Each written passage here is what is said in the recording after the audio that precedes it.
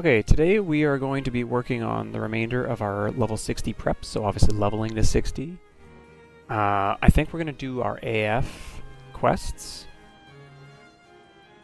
and get prepped for that. And if we finish all of that stuff, potentially we can get ready to start 3 paths again, but 3 paths might be a little bit overzealous for the day.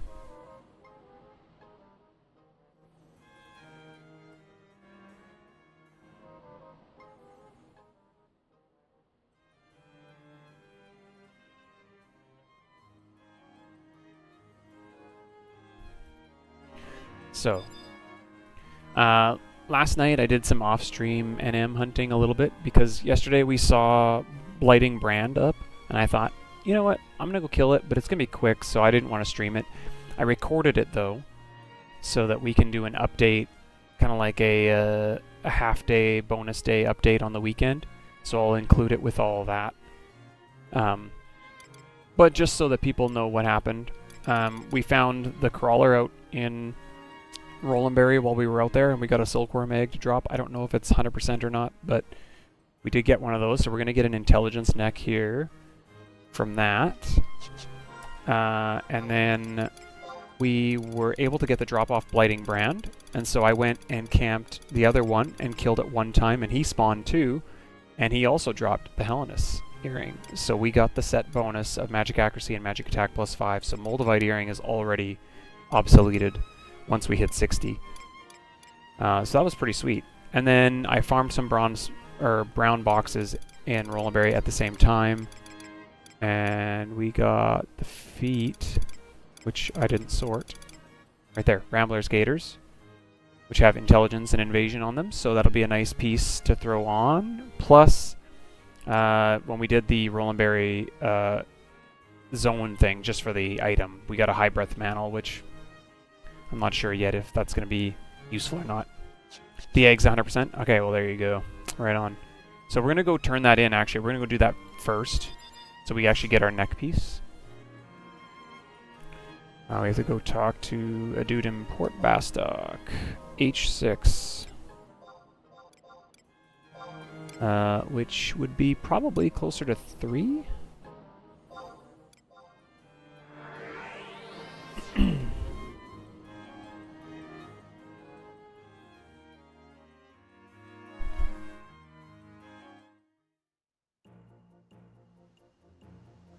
So yeah, it was kind of coincidence. I wasn't actually going there for the crawler. I just saw him as I was on my way to check the other weapon NM. And I was like, oh, he's right here. So I hopped off my mount and took him out quick and got the eggs. So I was like, oh, okay, well, we have that for when we come back to stream. It was something I thought about doing in one of the first streams back this week, and then I thought, you know what? It's not that critical. But since he was up and I was recording already, I thought, well, I'll hop off, kill it, and get it done.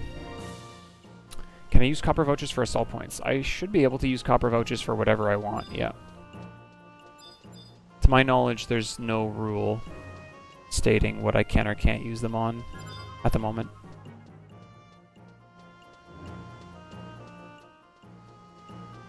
Oh, okay. I still haven't been to...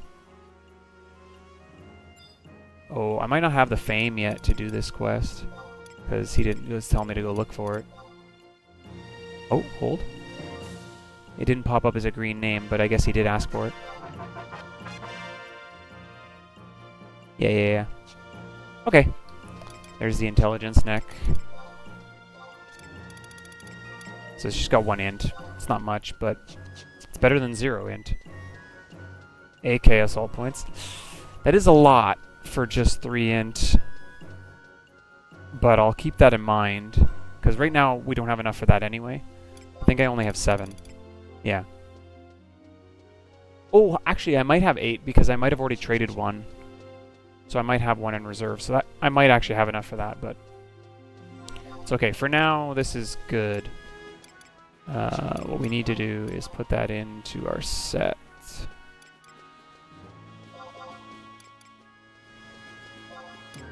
I think we'll just put this on every set for now.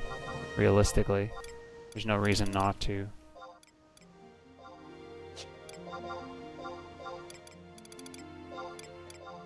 And then we'll adjust as need be later.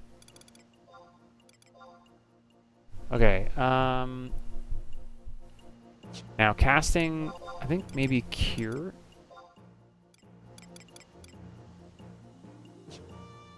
Got pumps on for that, idle on.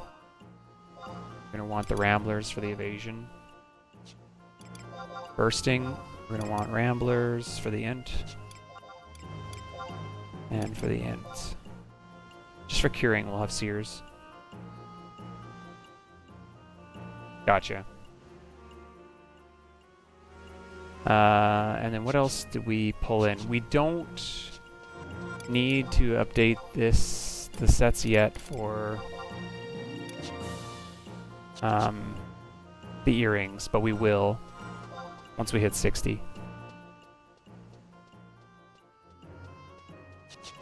So basically what we're doing is we're going to level to 60 on both Thief and Scholar, and then we can kind of progress. We're going to do our AF pieces for Scholar. Turns out Shaman Cloak really won't be needed because once we have the AF body, it enhances Dark Arts and is even better than Shaman Cloak, so we're going to just do that, I think, instead. You know what we should do? We should level to 60. Or can we do a coffer key farm and get access to Treasures of Oregon right now? Because I know you can theoretically buy coffer keys from the Mughals, but I don't actually know if I have access to that yet. But I don't want to allow that anyway. I want to actually farm one.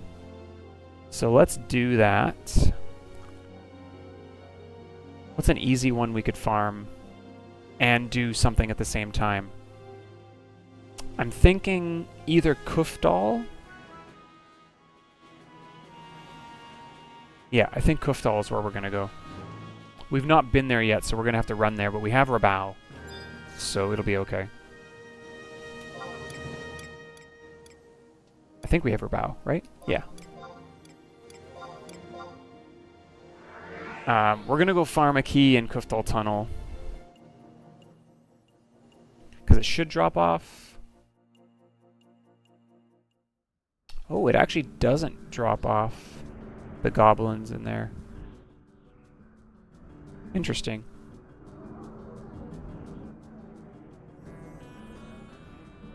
But we could kill the robber crabs, I guess.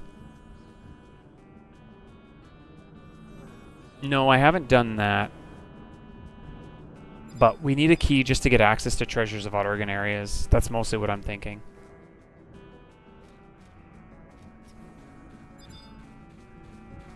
At least at the moment. We're going to do that after the level to 60, I think. It doesn't matter when we do the AF quests. And just because it's lots of just running around in the past, I think being as high a level as possible for that is just going to be more convenient because everything out there is going to kill us. Pretty much.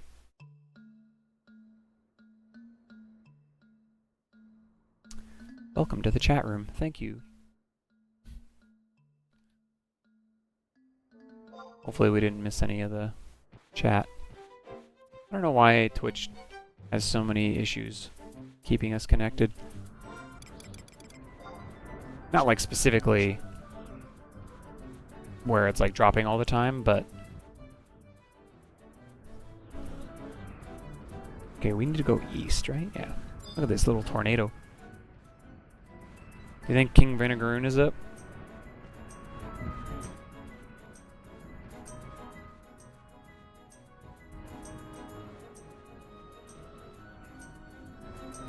Is it this way? Or is it this way?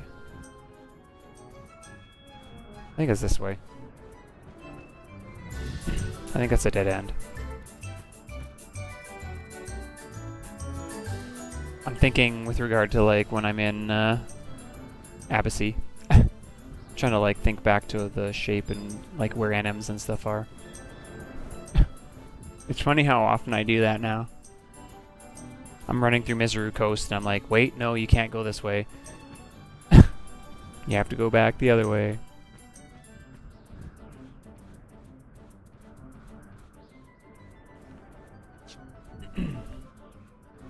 Oh, I was wrong. I was wrong! Rip.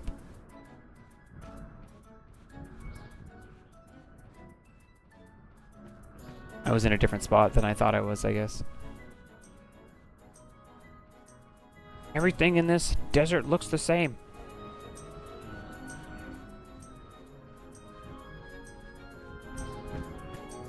All I know is I still have to go east.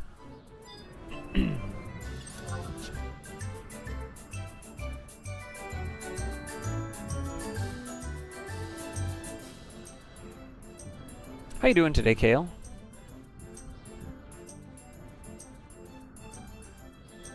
Wait, is this also not the right way? Do I need to go west? Am I thinking the map backwards?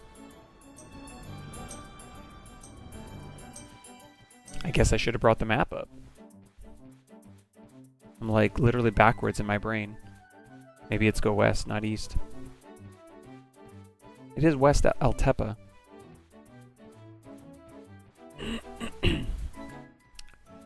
Oh, okay. Things are okay. It's my mom's birthday today, so I went and picked up a cake. She's not here right now.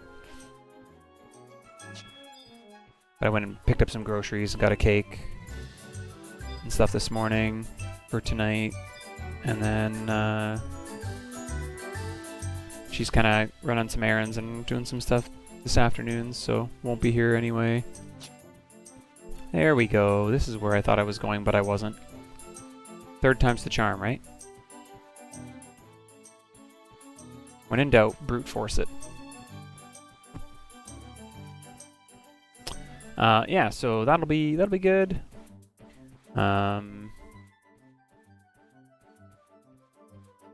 Still no word yet from different jobs that I've been looking for. One place, the position's now closed again, so like at least there's clarity when that happens, but man, it just takes so long for it to happen sometimes, so it's just like so much waiting for then you to just be like, oh, nothing. So yeah, in that regard, I'm just kind of still waiting.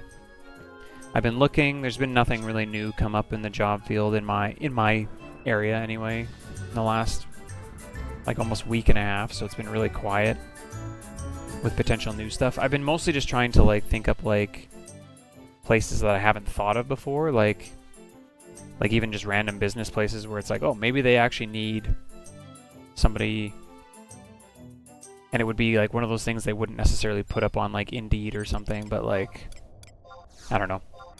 Mostly grasping at straws in that a little bit. So we'll see. We'll see what kind of happens. I'm trying to stay optimistic about it, but I'm also trying to like just like, it's hard, right? Because it's like I want to be working, but then there's this side of you that's like, to some degree, it's also nice to be off work, but I almost feel like I can't enjoy it. It's a weird, kind of a weird position to be in. I don't know if that makes any sense whatsoever. Okay, we're gonna actually, say, try to set up a SATA here. Not quite. Not quite. Yeah, so I'm doing fine. It's just still some waiting, you know? Trying to be content in the waiting too is hard. Like I said, I know I want to be working, so like I feel really discontent because I'm not working to some degree. Which is why streaming has like come back for me, because I wasn't streaming for a long time. I took like a 3-year break from streaming just because I wasn't sure how to work it into my life. And now it's come back as almost like my job. It's fulfilling that role a bit, But at the end of the day, I'm not really making money from this though, so it's almost like a false a false comfort. I don't know how to describe it really. So yeah, we'll see. We'll see how it kind of all shakes out. I'm trying to be optimistic about everything. Oh yeah, I forgot about this. Thief's not on it though. Trying to be optimistic and just kind of like wait and yeah. Kind of praying that God opens up the opportunities that I need when I need them. Basically. Yeah. Yeah, it's just a weird feeling. Yeah, so you know exactly then. It's just a weird feeling. Like I want to be like excited and productive about stuff. Come this way a little bit, Val. Val? Thank you. But yet I don't want to like be completely lazy and not do. No. I'm trying to find work. Obviously.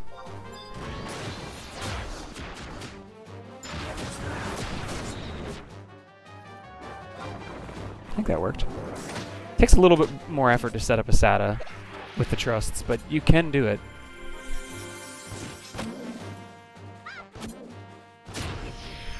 Oh, interesting. I've never really looked at trying to learn another language, which terrifies the crap out of me because it just seems so daunting. But honestly, you're probably right. If you spent like an hour a day on it,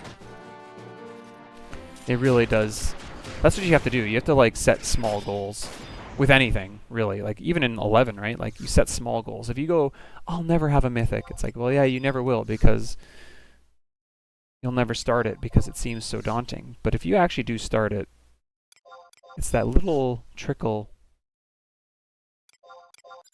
across a longer period of time. Oh man, is this going to be like all the hints about the first number? Or maybe it's 33. Let's try 33. Nope, 37. All the hints were about the first number except for the last one.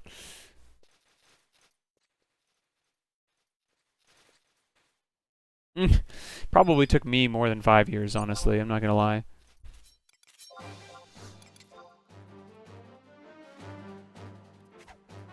So one of the things that I've always struggled with, actually, is like anything that's kind of like school literature related stuff. So like prior even to me becoming a Christian like 3 years ago, I hated reading. I didn't write anything. And it's only within the last 3 years I've actually actively been trying to learn how to like read well, which sounds like ridiculous to say because it's like it's just reading. But like my reading has been so superficial. Like my reading has been like read it but it's not information that I need to actually retain often and like mull over in my head. And so in my head a lot of times what I actually read is just lost, like completely. I could read a huge thing, an article about like something historic that I really like and I'm interested in and retain like none of it. So I think I've only actually just started to learn how to properly read in some ways over the last 3 years because I've actually cared to try to learn it. Which, yeah, just in my head just seems so stupid. Seems stupid to say out loud almost because it's like, what do you mean learn how to read? But I was reading a book. There's an old book, actually, that was recommended to me. It's literally called How to Read a Book. It was written back in like, well, the version I have, I think, was a second edition or something that was written in the 70s. But it's written by a guy named Mortimer Adler. And he talks a lot about like how a lot of times we only spend like the first few grades of our lives like learning how to read, and then we hit like grade whatever 4, 5, 6 or something, and we just stop. They stop teaching us how to read because they're like, oh, you've got it now. But there's actually more to reading. He's like, you should be actually still learning how to read all throughout junior high and into high school and into like university, like where like by the end you should have like 20 years of learning to read experience. And I've just realized I've had none of that. Like I've had basically maybe 4 to 6 years of learning and then it stopped. And so now I'm trying to like pick up the pieces, so to speak, again. It's interesting though. Like I'm learning a lot about what I don't know, that's for sure.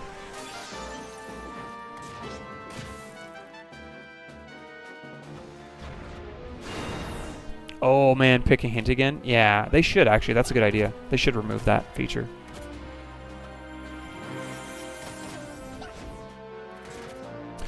Yeah, I think that's a good option, especially with trusts, because it's so hard to set up the SATA that it's sometimes, I think, just more time efficient to just do what you just said. And I've done that a few times already.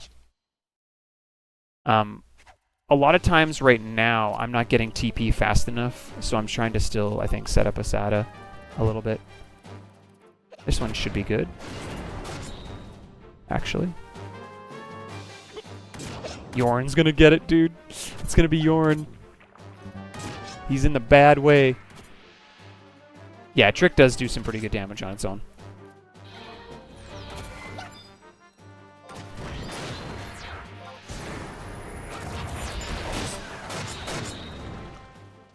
$9.15. Let's go.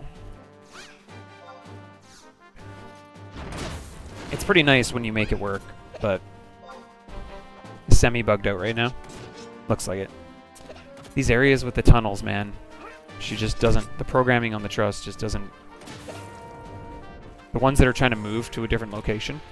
Oh no, she shot. Once.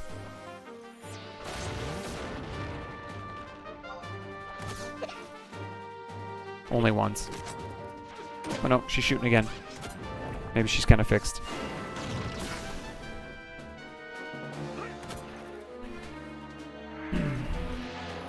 Yeah, so we'll see, we'll see. I've been trying to work in, so like in my mornings, I typically have like a time where like I'm trying to work in a time, not just to like, because I want to be reading my Bible every day, for example. So it's not just about like trying to read my Bible though to like check a box off. I've been actually trying to add in almost like an additional study part to like help me train my brain to like look for, to try to analyze what I'm reading and understand what the author's trying to say. Because a lot of times I read a statement and it's like, I read it very, like I said, superficially, and I don't really understand what's happening.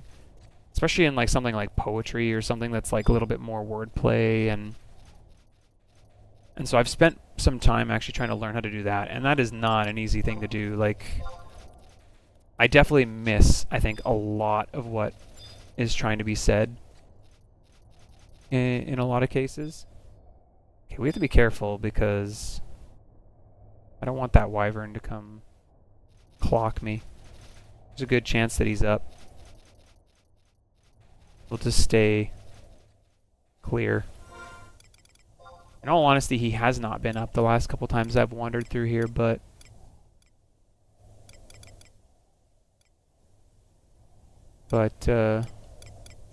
yeah, I don't want to risk it. Anyway, yeah. Long story short, like trying to learn a language would be basically the same process as what I'm trying to do right now with like trying to learn how to be more effective at reading. Be the same process to some degree.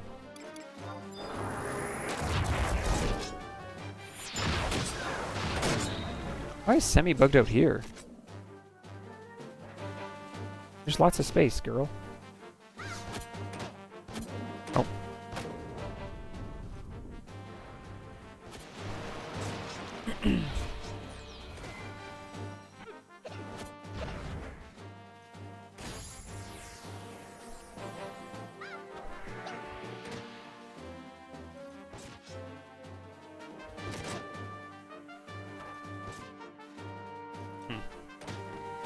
Maybe she just didn't have TP. Dagger skills going up. That's good for our Scholar too, if we're going to try to do Scholar daggers. I don't know if we will or not. We'll see. We have Energy Drain now, so might be an interesting combo for MP. Let's see what it does split up.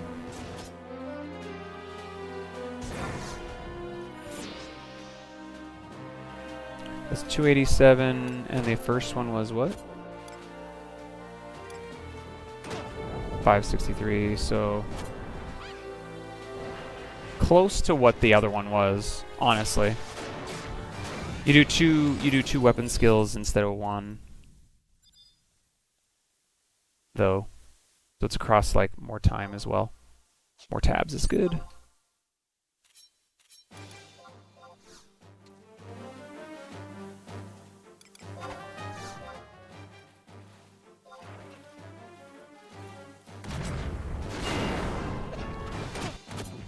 Oh, no worry. I'm pretty against religion also, actually.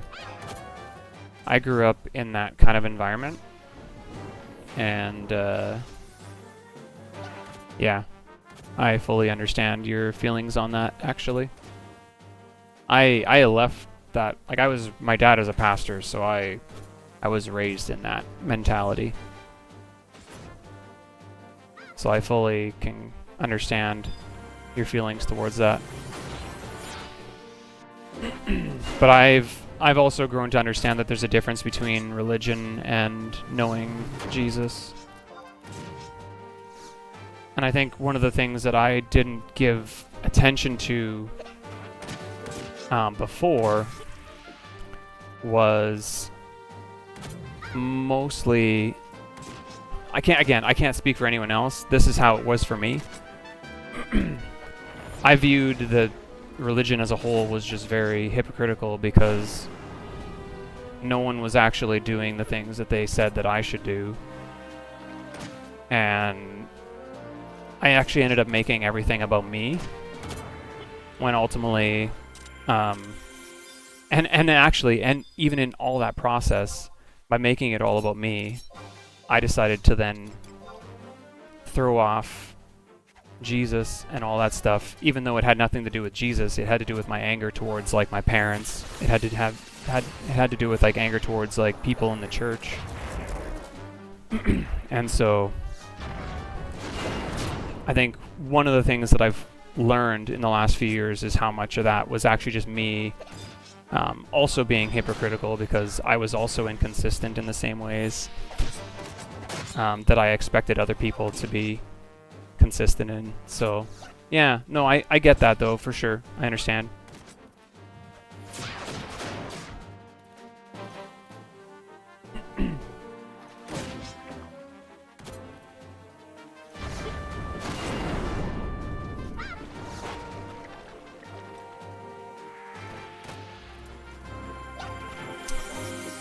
I'm curious where you're thinking there.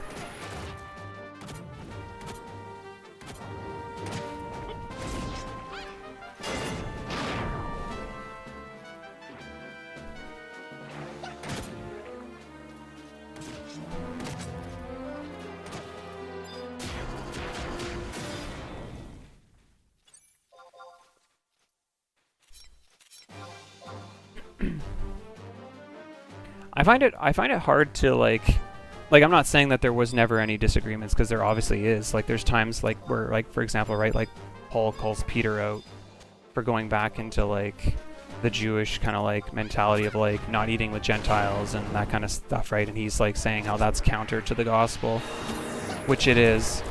But then you also see in like Peter's writings, like I actually just read it because I'm reading those books, those letters this month right now, actually. At the very end of, is it 1st or 2nd Peter, one of them, like Peter like describes Paul like as like a beloved brother, like, so there's definitely like a love there that if there was any like prickling, both of them never ever, like, they both either forgave each other or moved on to what they saw, which was more important, which was unity in the gospel, unity in Jesus. But if there's something specific that you're wondering about, like I'm not overly knowledgeable on a lot of stuff, so, but like I've now at least read my Bible and I have like a small inkling of what's going on in it. I would never say that I've figured everything out though, never. And I don't think I ever will, not until Jesus comes back. I think one of the things for me is I don't have to be convinced anymore from what I've seen with like lining up with historical evidence and then like the stuff that's fulfilled in the scripture that's we have actual still like record of, which is kind of crazy to me that there's even any kind of record at all for some of that stuff. It's kind of like locked me in a little bit with, I think, like I trust the validity of the scripture so strongly now from what I've seen.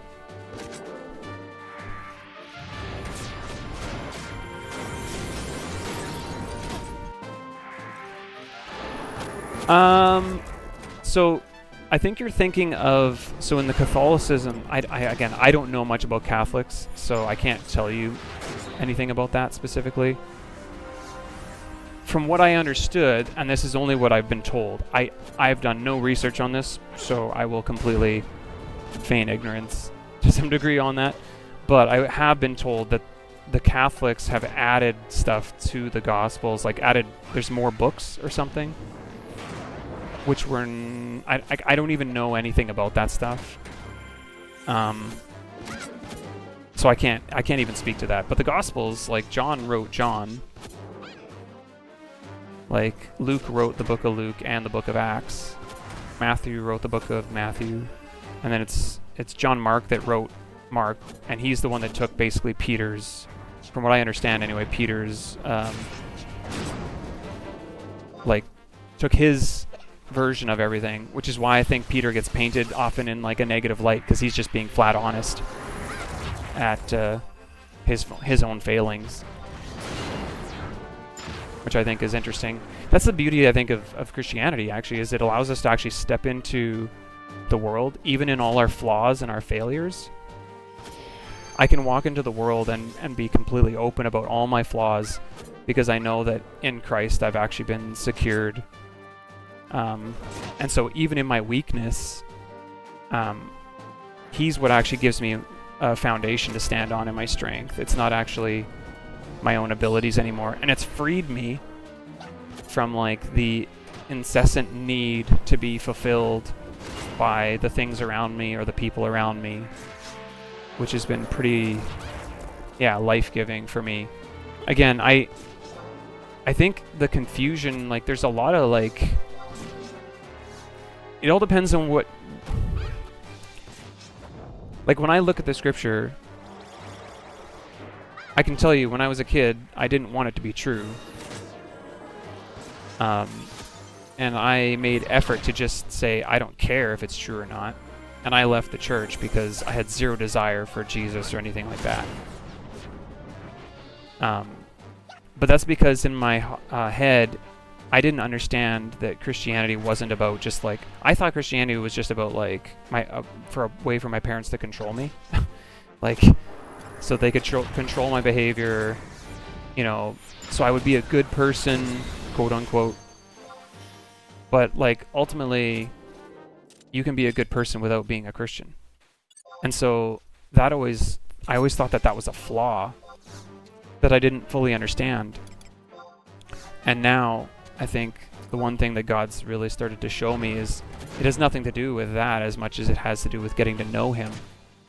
And as I've gotten to know Him over the last 3 years, there is a lot of me that is starting to change.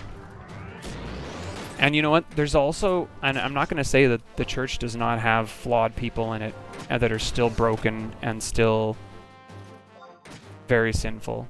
I'm still in the church. I mean, if there were no sinful people in the church, I wouldn't be welcome there. So for me, it's like, it's almost a comfort that there are people broken and that are there, because I wouldn't be welcome there if it was like a place of just cleaned up people.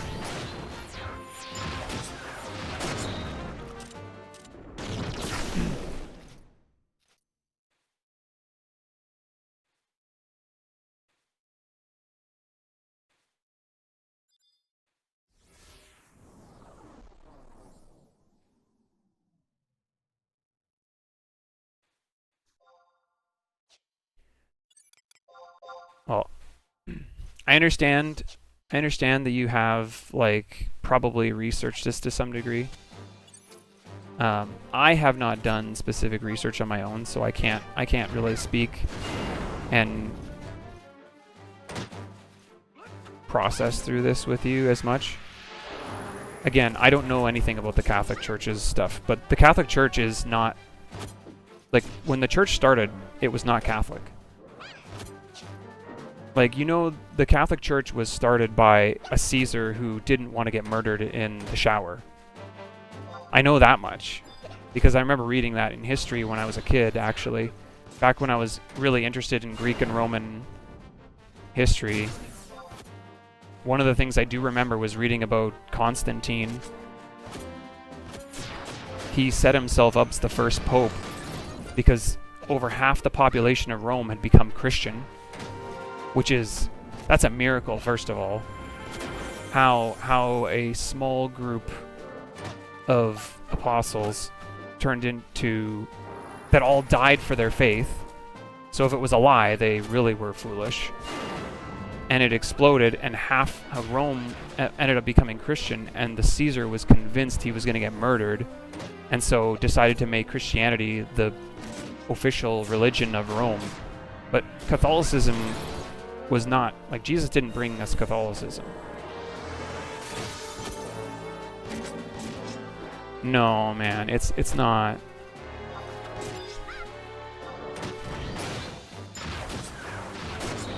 Those texts were written within, like, Paul's letters are written 25 years after Christ's death.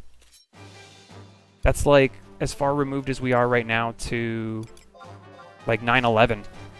So therefore, if Paul was lying or if there was misinformation in there, people would have known. It's like if somebody came and told me now 9/11 didn't happen, I'd be like, no, you're wrong. Because I was alive. I was literally in the US actually when it happened. I was like, I could see the smoke.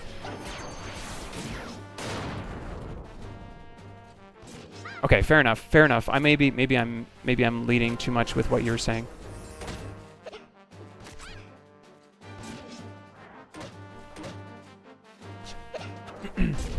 What I would argue... Again, I don't know a lot about this side of it, Caleb. Obviously, you've done research on it, and I can't speak to the research that you've read or not, and like how, because everybody, the thing is you're always going to find something, whatever somebody's written, there's always the potential for something to be slanted. I'm not saying yours is slanted more or mine is slanted more one way. I'm just saying we know that that's a thing. Our writings in general are often unable to be written in a way that's fully unbiased. And so I understand that we both have our sides of it. I just think some of the things that I've seen make it impossible for me to deny that the Bible is God's word, though. Like, these are scriptures of books that were written by numerous people, not all in one room, that didn't have the internet, that couldn't collaborate, and prophecies that were written thousands of years apart that were getting fulfilled thousands of years later. And then you have a bunch of men who claim that they, lived and walked with Jesus, and all of them except for John get, like, brutally murdered, and they don't recant. You have a guy like Paul, who's a wealthy Pharisee, who has, like, all the money in the world, essentially, in that regard, because they were the wealthiest people. He throws it all away because he claims that Jesus appeared to him. Like, these are things that, or the other one, which I think is crazy, is the brothers of Jesus, the earthly brothers, actually worshipped him as God. If my brother came and told me that he was God, I would laugh him out of the room.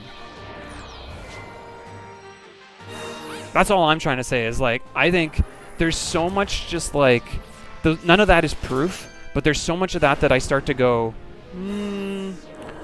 something's going on there.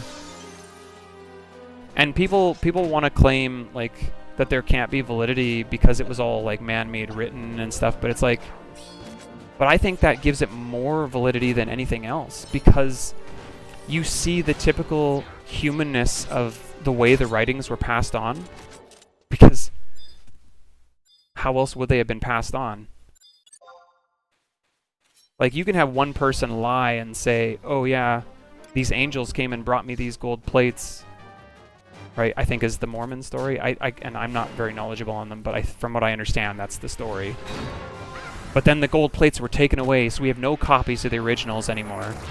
But yet, the scripture's got so many copies, like thousands of copies of like parts of, and they all match up. Even though there's like, they always say there are little flaws, but they're not ones with the content of the information. They're ones like, oh, it'd be like missing a comma here, because they were all handwritten, hand copied. So there's going to be some human error in it. And to me, that gives it even more strength and validity than the other.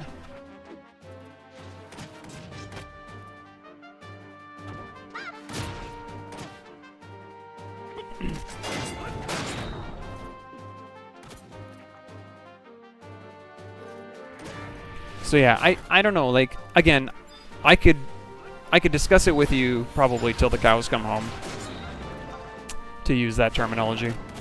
But like I don't really know. Ultimately, like I don't think, like, I can tell that you have like a very strong belief on this. So like I don't want to like be aggravating to you. Like I don't want to be trying to like poke you and like really push you. But I would say maybe like consider like some areas, because like a big part of the thing that I always start to realize now is when I look back at where I was before I was saved, most of it came down to, I think I just don't care enough to actually know what's true and what's not true. And I'm not saying that that's you. I'm just saying that's where I was.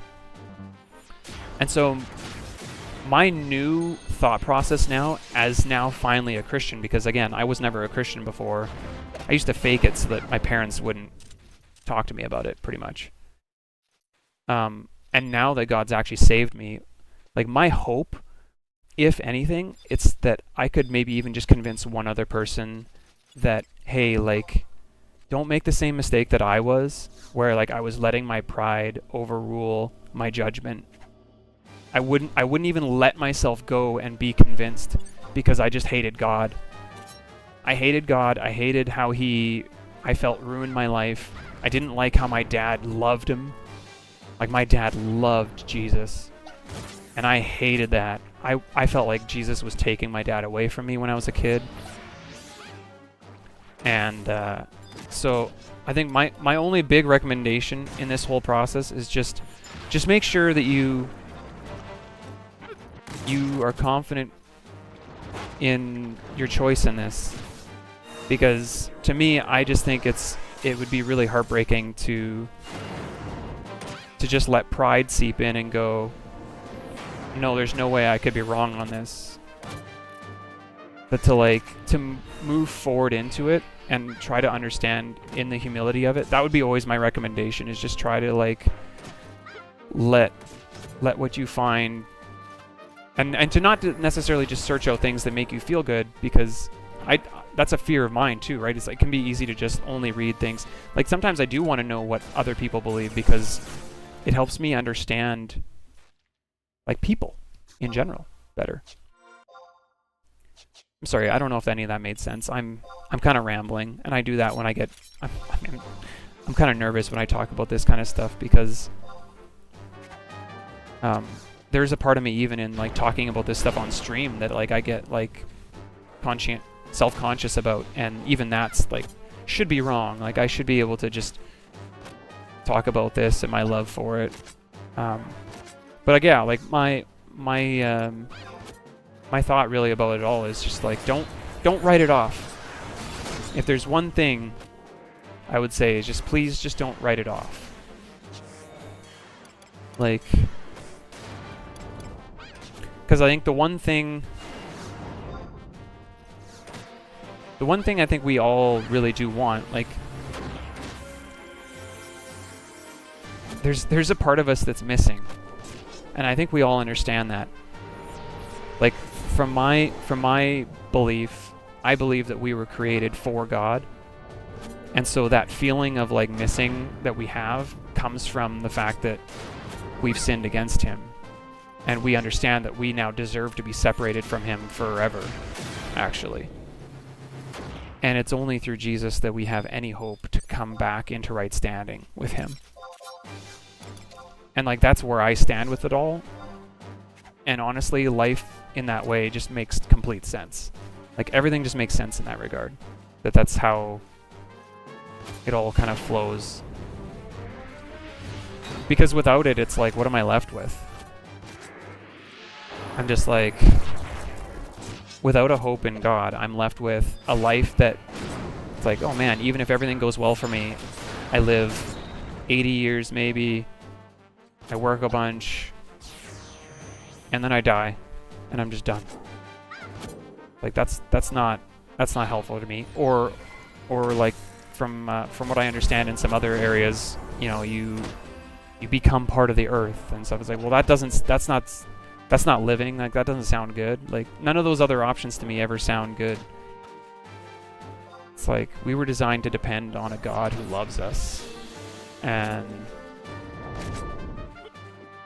like, that's like, all of a sudden, like, there's a longing for the heart that I think just actually desires that.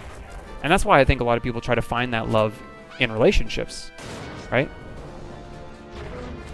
Because God gave us marriage, actually. He gave it to us in the garden. And it's a picture, actually, of like how we were made for him, how he's designed marriage to work as husband and wife. And I think that's really cool, is he's shown us through that picture how he actually views us. But yeah, again, I can ramble about this for hours because I love Jesus. Like, I'm amazed at his grace that he would even come and care about us after we betrayed him. We deserve nothing from him, and he gives us like the option for everything, which seems crazy to me. But yeah, sorry if I rambled on too much or if I'm putting people off, but I feel really strongly about this. Like, I really do want people to know.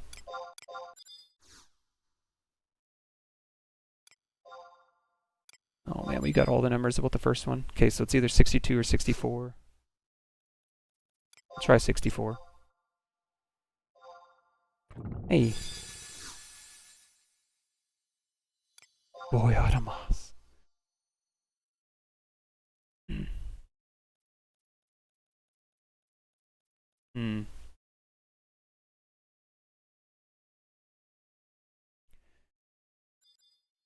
I don't know. I don't know if I can agree with that, Mills, only from the sake of the fact that if he created everything, to understand even just how gravity works and the size of the universe and the intricacies of our bodies and how we heal and all the macro and the micro sides of creation, I'm not so sure you could say he's not very smart.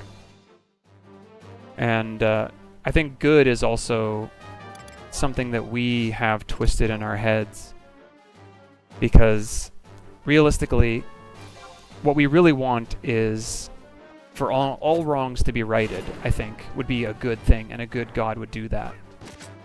And I think in this story that he's designed, he's actually in the process of doing that, where all the negative things and all the bad things that have actually happened to us will be undone when he returns. And so for those that like are his, like, we are like, we're just in that mode. We're just waiting. Because I think that's why it says, like, even in the Bible where it talks about like the people who have passed, it describes like almost like a picture of like the throne room, and they're all sitting there going like, how long, Lord? Like, when's the time? Like, they all want that redeemed, and we all feel that. I think we want this world to be redeemed, because this world is not what it was supposed to be because of our turning away from God. Yeah, okay, that's fine, Kale. Yeah, I understand that, but all I can ever say is hope that there's like something that would maybe just make you consider even just to like, just look at it one more time even.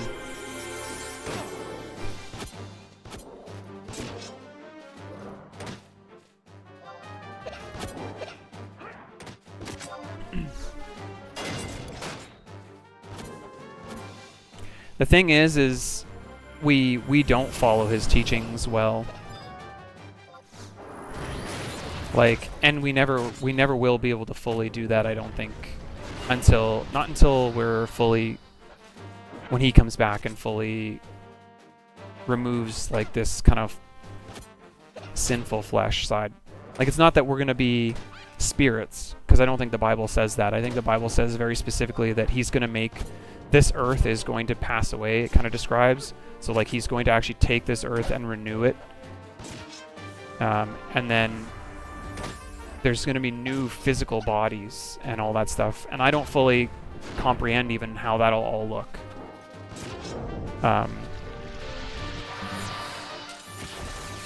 But until that happens, there's a sinful flesh in me that is going to continue.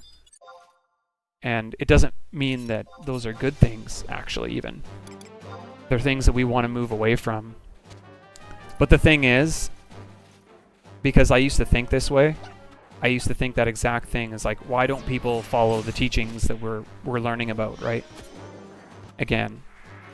And ultimately, I was guilty of the exact same infraction. Like, I was like, why don't these people do what they say? And ultimately, I was guilty of the exact same thing. I didn't do what I said. And so with my own mouth, I judged myself. And so I think there's also the side of it where the thing that I was using against the church, I had to use against myself. And I realized I was just as flawed as everybody else in that sense. So I think it's hard to find a position of like any kind of like righteousness in ourselves, because we see very quickly that we're not good, regardless of who we are. We can deceive ourselves and think that we are, but we're not. We're actually in a desperate need for a redeeming Savior. And ultimately, until we really see that, I think, for the reality of what it is, we'll see Jesus as ridiculous and not necessary. Because why would you need somebody to save you if you don't feel you're in need of saving?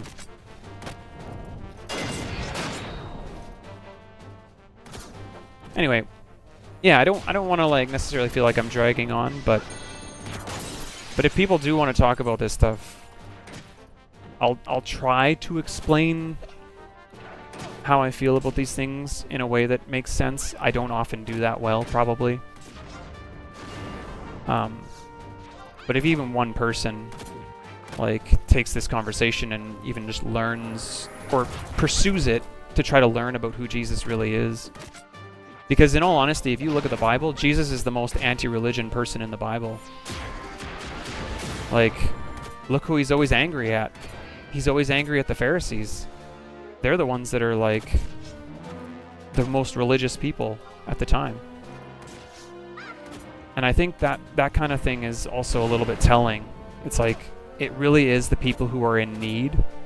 You start to realize when you see your need for him, those are actually the times when you're actually ready to finally hear him. If you don't feel like you have a need, well then you would never go to him.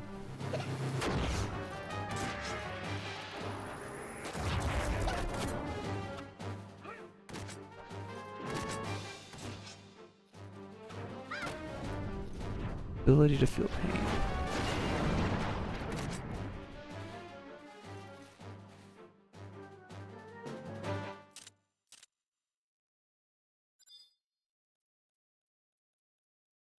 There's definitely times. Okay, hold on. Maybe I miss.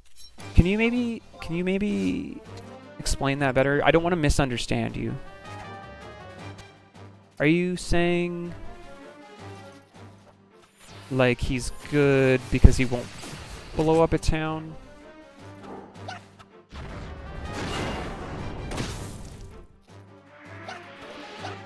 Good. I never ever blow up a town just because I don't like what they're doing there.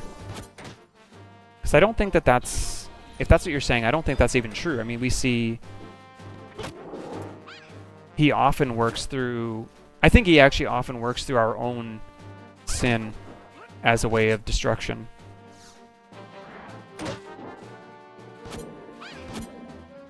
Oh, I see what you're saying. Okay, I gotcha.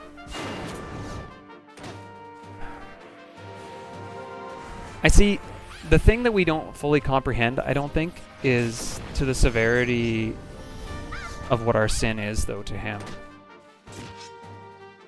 Like, we don't view even our selfishness a lot of times as wrong. We think, well, we're just looking out for ourselves. When in fact, to him, it's vile. Right? It's viewed as far worse than we ever would view it ourselves. So we don't think that the punishment is worth the crime. But, like, to give you an analogy, let's say... This is the only way I can kind of make an analogy on it. Because the punishment has to be is dependent on the value of whatever is the worth of what the penalty... What am I trying to say? The penalty often fits the crime, and by that I mean if the value of the thing wronged is greater, then the penalty is greater. Does that make sense? Like, can I give you an example of that to try to, like, explain that maybe? Because, like, if I go to a museum and deface a painting that's worth over $1 million, I'll go to prison.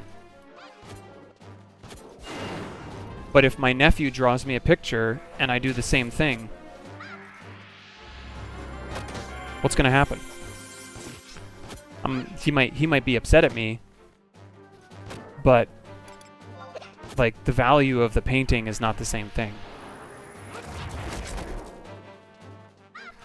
And so the thing is we don't view a lot of our things that God says is wrong as a big deal, but he does, because sin isn't just about doing a wrong action.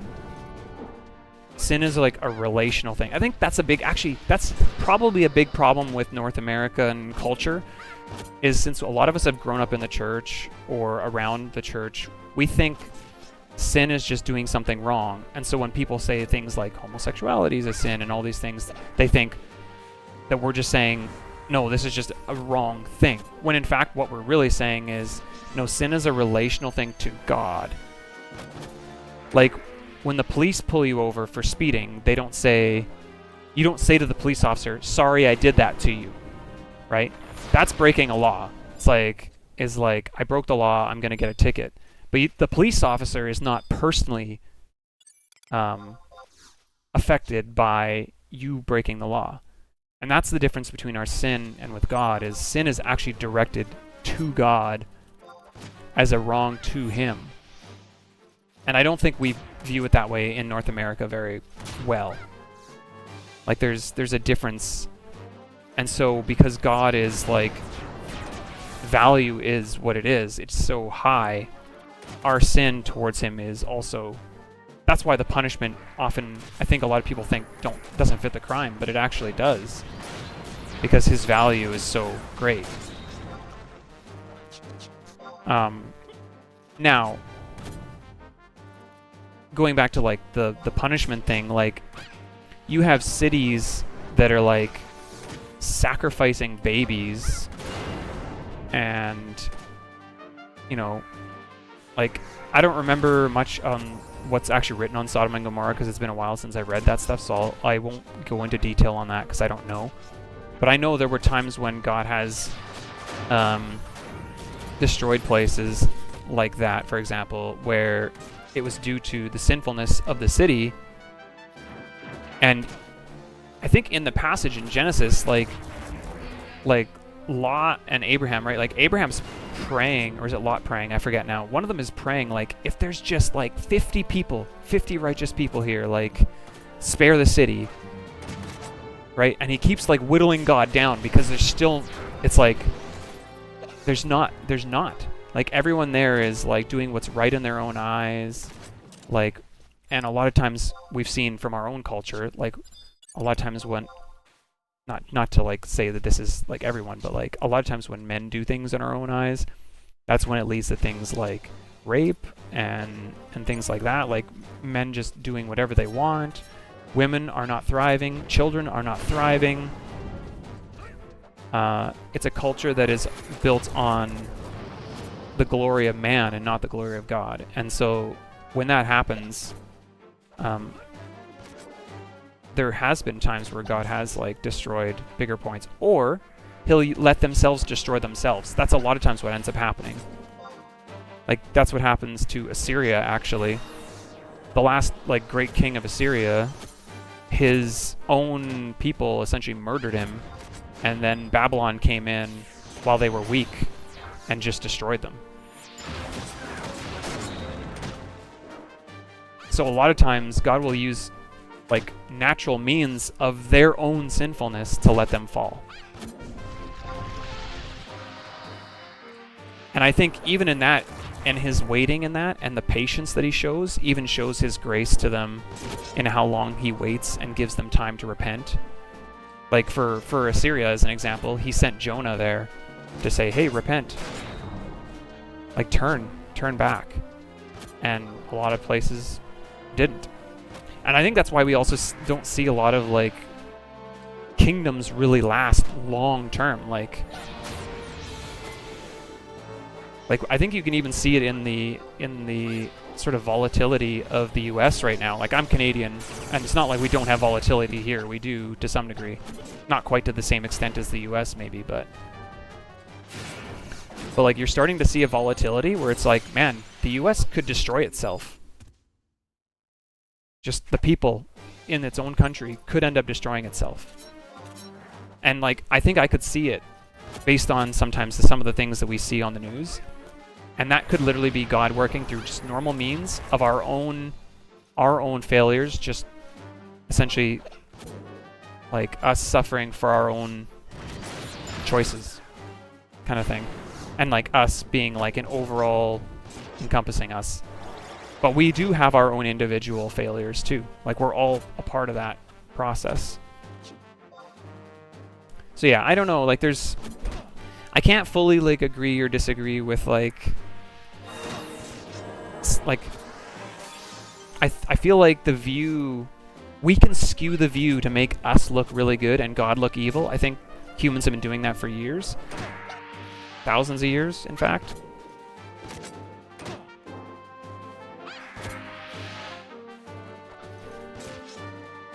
But like you have to think about the fact, we need to like kind of like make a thing here then. So do you think that murder is wrong? We need to go back to like something real basic then. Do you think killing somebody is wrong?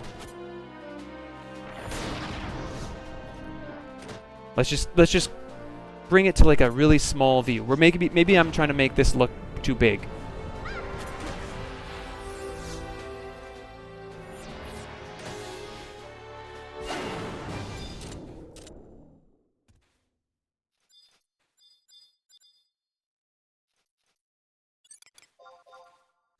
No, I'm thinking in regard to just what even God says is good. And I think you would agree that we both would probably say that killing is probably wrong.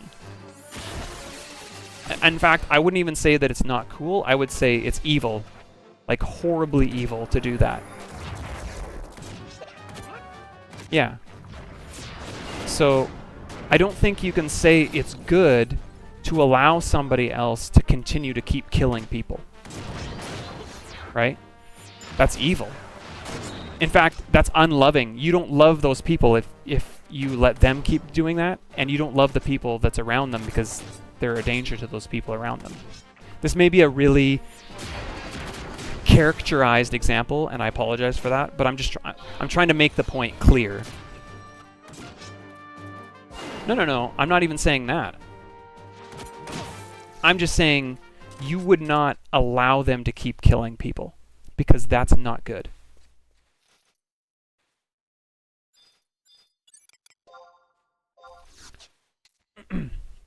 I'm talking about the intent.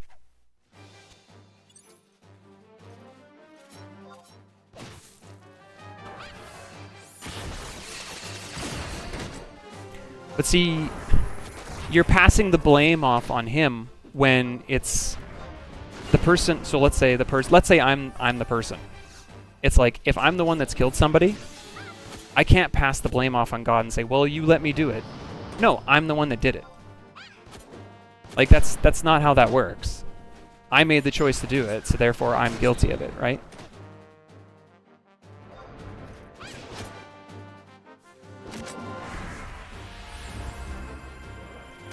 And that's the thing, is we're all actually guilty.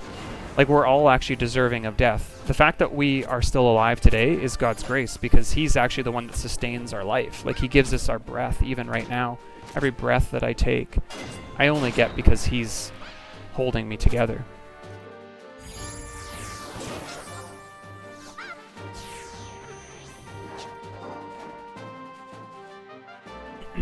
Yeah, that could be true in a lot of ways.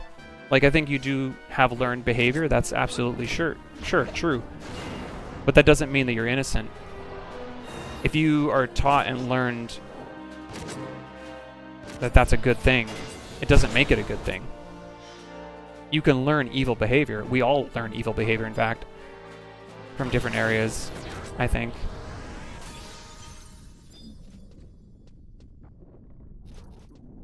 What do I want to pull?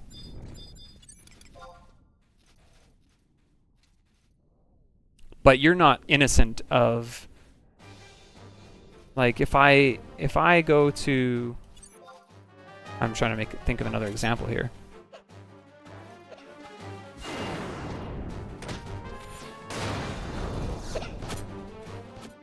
I'm trying to think of a better way to describe it, but maybe I don't need to. Maybe I've already voiced what I need to say on that. I think we think just because that maybe we're not, like, the lead cause of why we were the way we are, we think we're innocent, but we're not.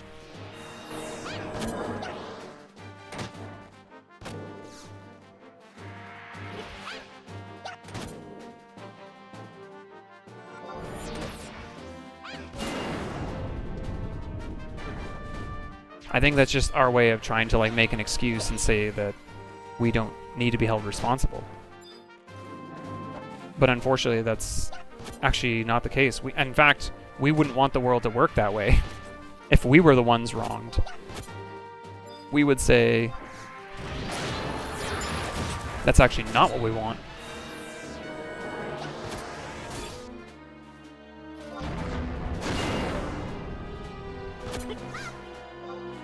Okay, fair enough. Again, not trying to, like, aggravate people. I'm just trying to voice my side.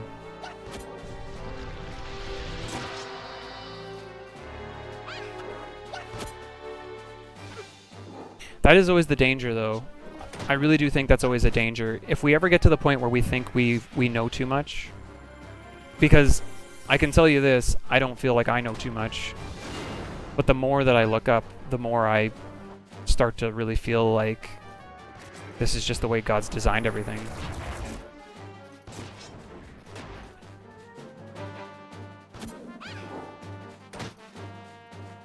I definitely don't feel like I know anywhere close to everything, but... Oh, we have Dancing Edge. Let's go. I just always think it's a really scary position to be in. If you ever feel like you get to a point where you think to yourself, I've got it all figured out now, and like, that's honestly, that's just a pride inside that I think is you're obviously you're allowed to feel that way, but to me that's just a really scary position to be in, because you're not actually then open to learning new things about anything necessarily. But yeah, no, I mean, again, like, thank you guys for, like, voicing your sides, though, both of you, because even for me, it's helpful for me to even, like, talk through this with people, like when opposing views are brought forward, because it just helps me even understand my own feelings on this even better. Because I start to talk about it and go, oh, you know what, actually, yeah, this is why I believe this. And it starts to make me really realize, like, that this is, like, it's good and it's helpful for me even to, like, talk through this with you guys in a lot of ways. So I appreciate, even though it may not be something you want to talk about or remotely enjoy or anything like that. I just, again, just wanted to show some appreciation to at least you guys voicing your side. Because some people don't want to even voice their side, which I think is even scarier.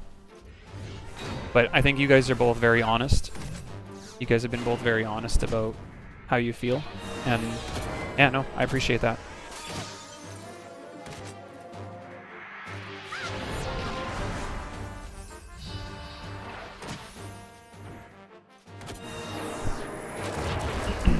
Hopefully the ads didn't mess that up. Maybe I should have said that after the ads were done. Ads are always ruining things, man.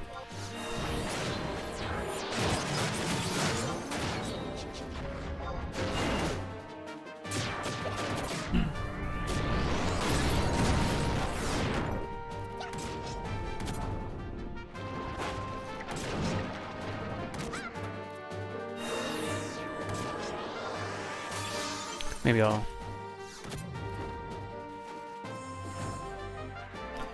The ads are done now. I will just repeat, just in case it didn't get heard because of the ads, but I just was saying I actually thank both you guys for your opinions, for sure. Like, thank you for being honest and sharing your views with that. Yeah, no, I appreciate that, because some people don't even do that, and they won't even take the time to try to learn one side or the other. And I think you kind of have to. Like, I really think, based on like the things that Jesus says about himself and the whole thing, I think you really do have to make a decision and go, either he is God and he is who he says he is, or you gotta pretty much write him fully off. You can't be wishy-washy with him. And so I actually do appreciate that you guys have been honest, like, in this conversation, and have given your side.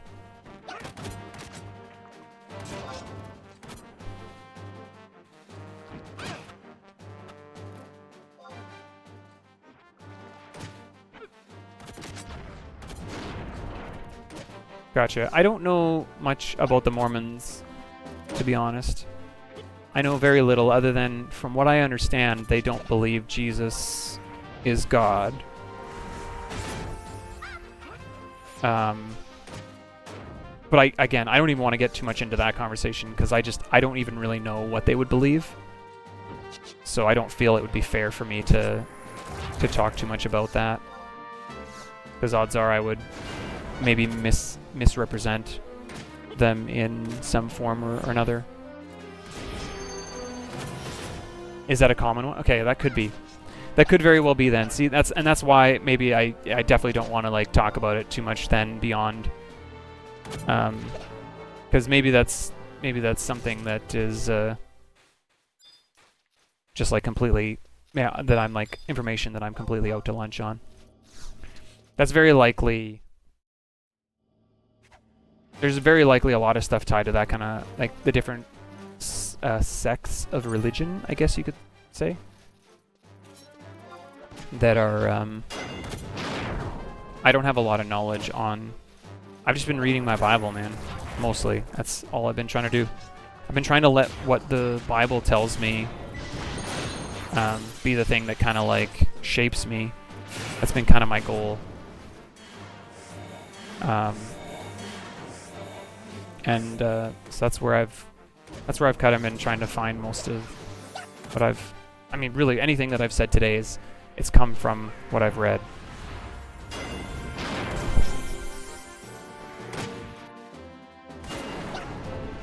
No, I know that's what the name of it is, but I don't, from what because, like, somebody had sent me to their website, I think, at one point.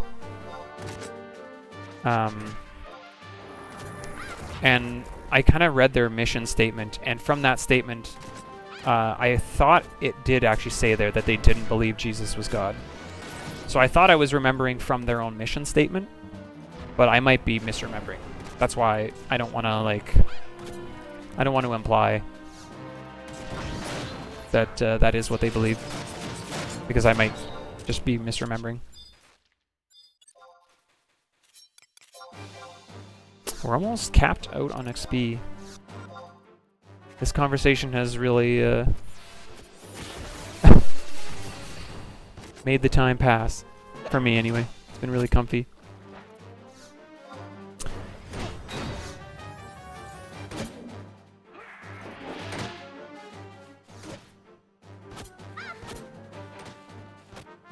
But yeah. Again, just thank you guys. Not everybody is willing to even voice their side of these kind of conversations, so just thankful that you're willing to even talk about it. Okay, it could be, I don't know. The person that sent it to me is, from what I understand, is a Mormon. I thought that's what he would say. So I thought it was a real one, but I don't know.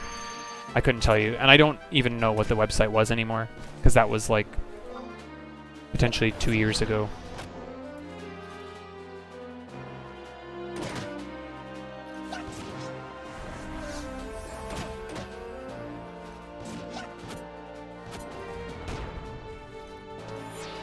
Oh, that should be the last one, right? Oh, technically one more. We did get our coffer key, so we are good to get to Otter again now, which is nice. I gotcha. Well, yeah, I didn't even know that there was 3 different kinds, so there you go. I don't have that information in my head.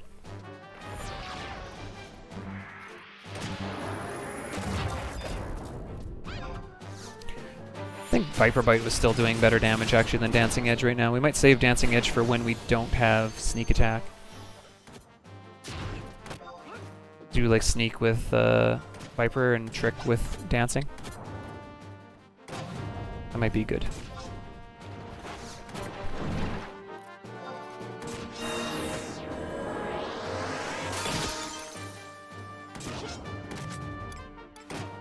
Ring is set.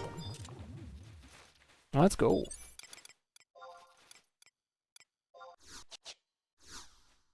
That was pretty comfy. Oh, actually, hold on. While we're here, let's get the trusts resummoned out at 60. Let's just quickly check some Goblin Alchemists here, because apparently the Alchemists drop Regen 3. Which would be pretty sweet if we could get that. There's only a few spawns here, though, so we'll try, and if we get it, sweet. If not, we could always come back. I should also probably zone into Cape Terragon at least once.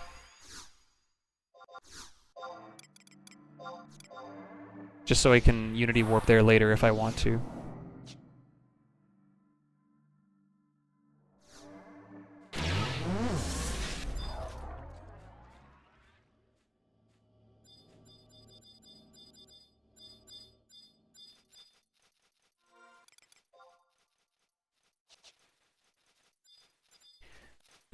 Right, but do they... Okay, here's a question then. Do they believe that he's God, or do they believe that he's, like, the God, meaning, like...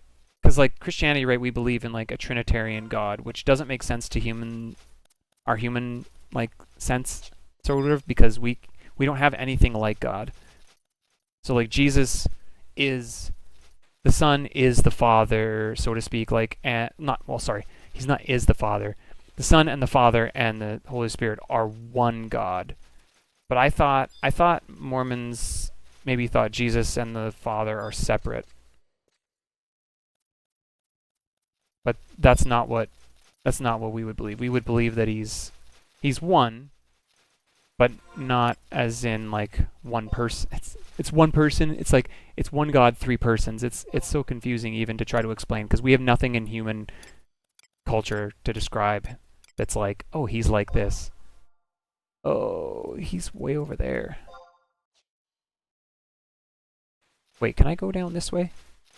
Maybe there's more down here. I'm for LDS's Latter-day Saints. For Latter-day Saints is what I'm asking. Because I don't know what they would hold to specifically. I just know, like I said, I know very little in general. So I'm just kind of curious what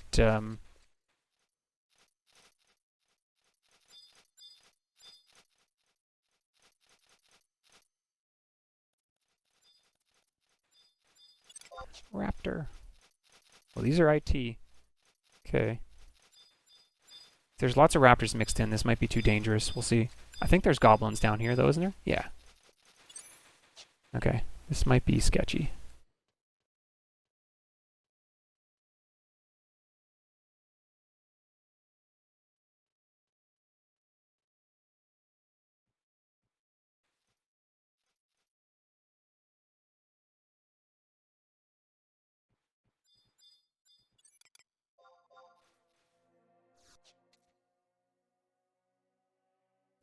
Maybe we'll get lucky and we'll get it on one. That'd be pretty funny.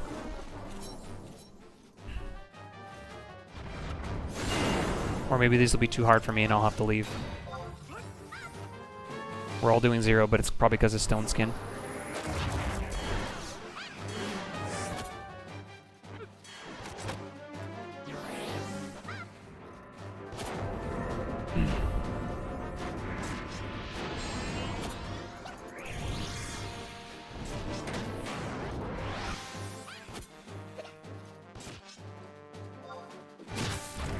See, but even that description isn't quite right because Scripture says that like the Father is fully God and the Son is fully God and the Spirit is fully God, but yet there's 3 persons. So it's like we don't. That's what I mean. Like we don't have a way to describe it almost because it's like not something that we have.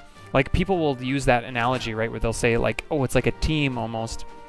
Where you have, like the Dallas Cowboys are a team, one entity, but there's multiple players in it. But even that's not right because the Father and the Son and the Spirit all are also fully God in the description. Like Jesus is fully God often when it's described, like when he says like, I am who I am, when he says that to the Jews, right, in the Gospels, like he's saying, we got it. He's saying that he's fully God. So it's like it's confusing because I don't think have anything in our world that's like him, which is why he's quote unquote holy, which just is a word that means nothing is like him. He's set apart.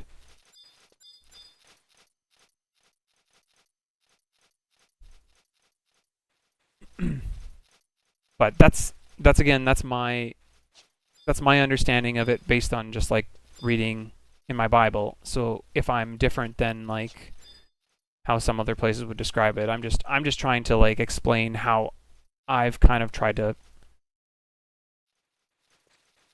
It's like the way that it seems like it's described in Scripture seems like it should be an oxymoron, or that it would be counter to. Like it's like that doesn't make sense, but it's like, yeah, he doesn't make sense to the human terms. He's not like us.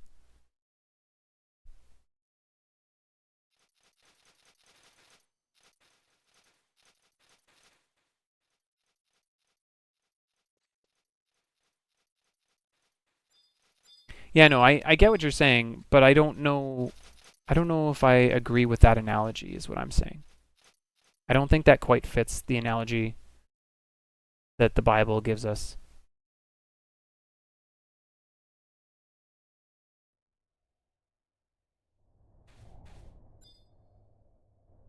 Because then if that were the case, then you would just say, "Oh, God's like a family."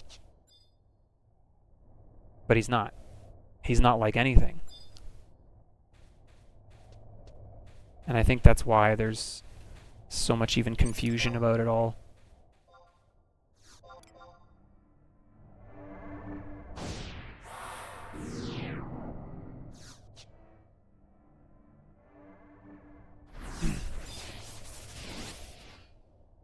He's his own person, but he's also fully God, though. That's the part that, again, is kind of the confusing part. Like, he's not... You don't have the Father without the Son. You don't have the Son without the Spirit, and you don't have the Spirit without the Father. Like, they are all one, right? But yet, the Son is fully God. And the Father is fully God. That's what I'm trying to say. And that's why you hear that, from a human perspective, you hear that and you go, that doesn't make any sense. And I'm saying, you're right. It doesn't make any sense. Because he's like nothing that we know or have access to.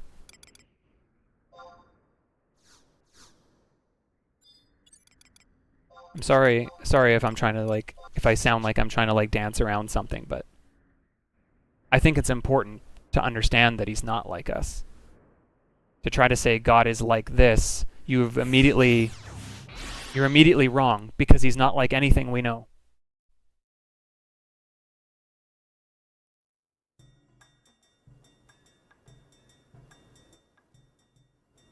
We can't quantify it and say he's like something. The best we can do is say what you're saying, right? We could say, oh, he's like a family name. But then at the very end, we'd have to say, but there's a little asterisk, because he's actually not like that. That's the best way to describe it. It's like, oh, he's like this, but he's actually not like that. Which may sound just stupid to say, but that's actually the reality of it. Is there's nothing like him. There's got to be a shop in here, right? Maybe? Oh, that's the... Can't cancel this. Nothing. You? Yeah, let's go.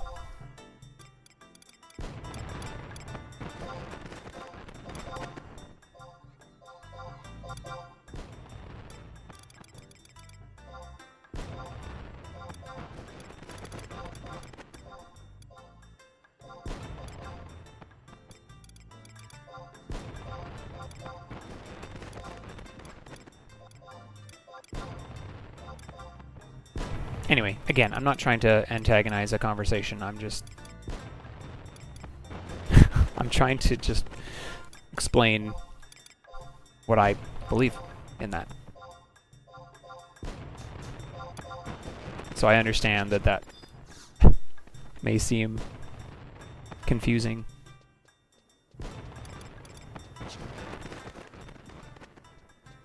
Okay. Let's go gain access to Otter again, I guess. Let's do that.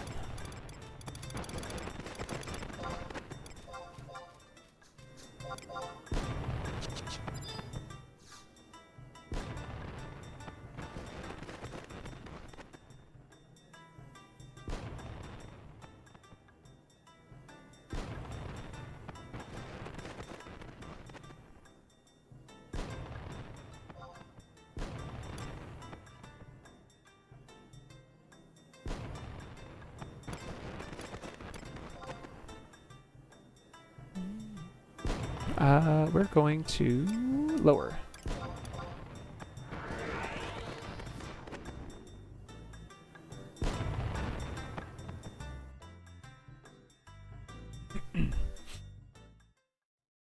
I get what you're saying.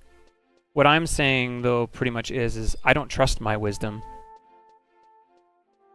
I'm often wrong about stuff. And so I'd rather let him be the one to tell me the things. I'm not gonna pretend and say, okay, I've got God figured out, and now start telling God who he is.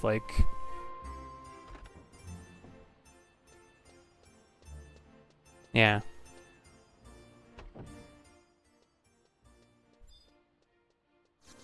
I gotcha. Yeah, no, I I would never say that my wisdom is above his. I'm like not even 40 years old.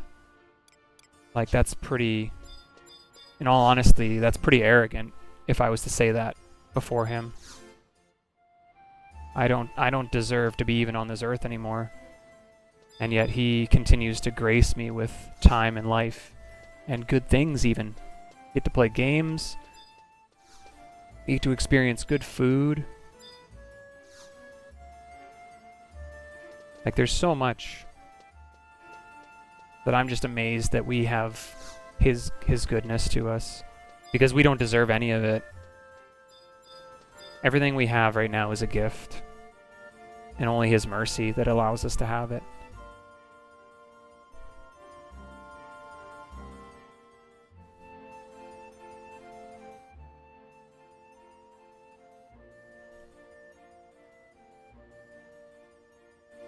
Oh, I'm talking to the wrong guy. Who's the guy I gotta talk to? You. I was like, I thought it was the guy in the corner, and I think it is eventually.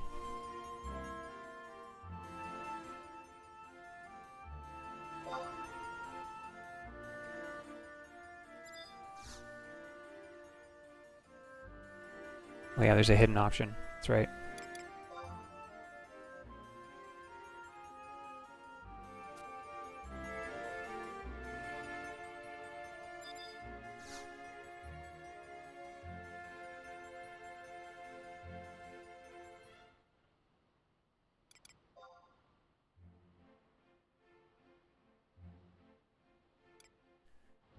What's the one with the key?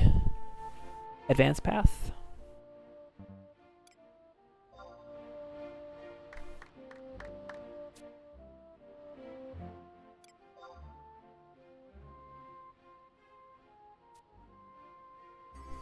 Oh, do I need multiple?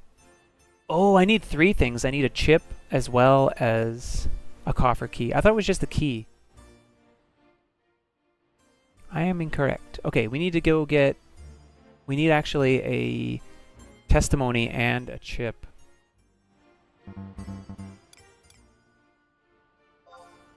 Okay. In my head, I thought it was only a coffer key. That's fine. We don't have any testimonies yet, but we might get one. If I go back to like farm something like where I just was. And then the other... The chip is easy. We can go back to those ones in... Those diormites.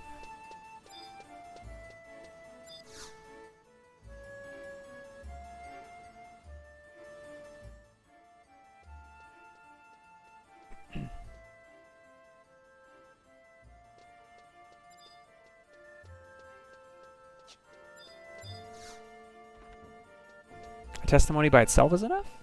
Really? Oh no, it says any one. You're right. Hold. Hold. Any one of any of these or any of those. The way it almost seems like you need one of each. But you're right, you don't. Okay, so this should be... Oh, hold on. It needs to be a coffer key from a Beastman's Stronghold. So Kuftal Tunnel is probably not going to work. We'll trade it anyway, just in case, but... Oops. It's probably not going to work. That's fine. Okay, it doesn't.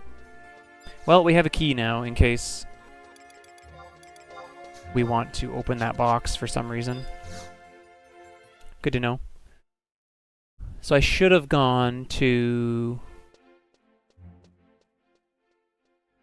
I don't know. I could have gone to Quicksand Caves. Sea Serpent's Grotto, I would need the gold beast coin probably to get to those ones. Okay, we just need a testimony then. Which might take... We could definitely probably get one at 60, but I might just wait on it then. We'll just go back to Kuftal and keep killing those down there, because they were dying fast enough. We're going to switch it up to Scholar now. And then we'll get Scholar to 60. We'll finish off picking up our spells. I'll do that while I'm here. We'll stop in at Selbina. We'll get our last spells in Juno, and then we can just take the rest to 60. Yeah, there's more there, which we can book warp back there now as well.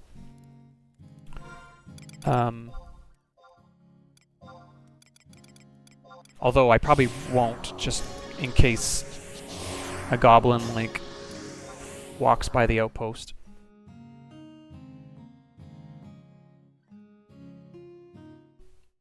But yeah, we can definitely kill them, because we killed that one alchemist, and he wasn't too bad. Got our regen scroll, which is pretty sweet, on the first kill. Let me buy stone 3, water 3, then we'll go pick up thunder 2, and then... what else am I missing at that point? Oh, cure 4. I can get that here too. Yeah, that'll be fine. Oh, I'm gonna need Gil though, right? Yes. Okay, let's go do Selbina first, and then go pick up shields. Because I gotta spend my sparks.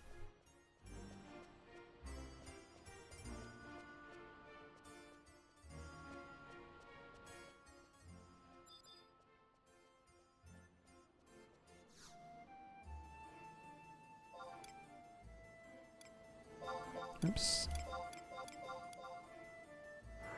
This will be our last spell that we need to buy in Selbina, probably for a long time.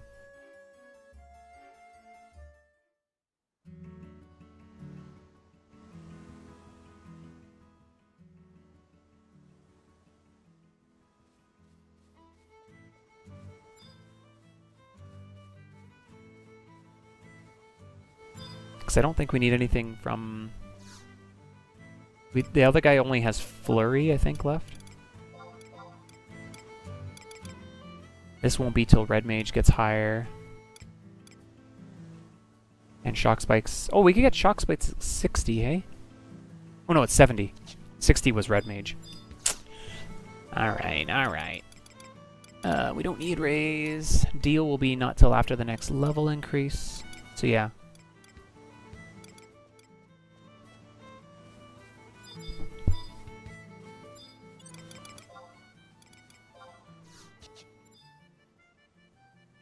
We have all our tier 2s at least now. And we should have stone 3. But I gotta go buy... shields. Yeah, we're doing a challenge run. I tried to kind of make some rules up here. But the goal kind of primarily is to try to beat the game, for the most part, with just the trusts and without dying one time. If we die, then the character gets deleted and we have to start again. So this is only our 5th attempt, and the job gets randomized each time, so...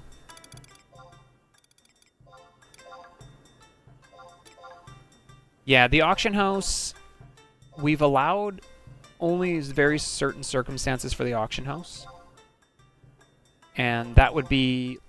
the example... actually, Kale came up with this idea. It was a really good idea. There's like 4 or 5 spells you can't buy anywhere else because they were BC and M only drop, right? Like Phalanx, Utsusemi Ni, and such. So we've made a trading system. So once you collect 40 Beastman Seals, which would be the requirement to enter the BC and M, then you can use that to purchase one spell off the auction house. We did that because you can't use the trusts in those BC and M fights. They don't let you. And so to try to make it fair, because Square Enix assumes you're going to do those things, right? Otherwise, you're... like, if you roll Ninja, you might as well almost just give up and roll a new job, because if you're trying to play it and beat it with only Ichi until you get Utsusemi-san, like... I don't want to penalize a job just because one of its spells is, like, unattainable, pretty much. And not every job is going to be able to solo that, so... some of them, maybe there are ones that maybe could solo something, but the majority of jobs, you might just get picked with one that can't do it, so... out of the fairness of the challenge, to make it fair in case other people wanted to try it as well, That was one of the reasons why I wanted to try to keep it close. Kind of like trying to get the original intent, right? I guess, if that makes sense. Not going to be a perfect system, unfortunately. But...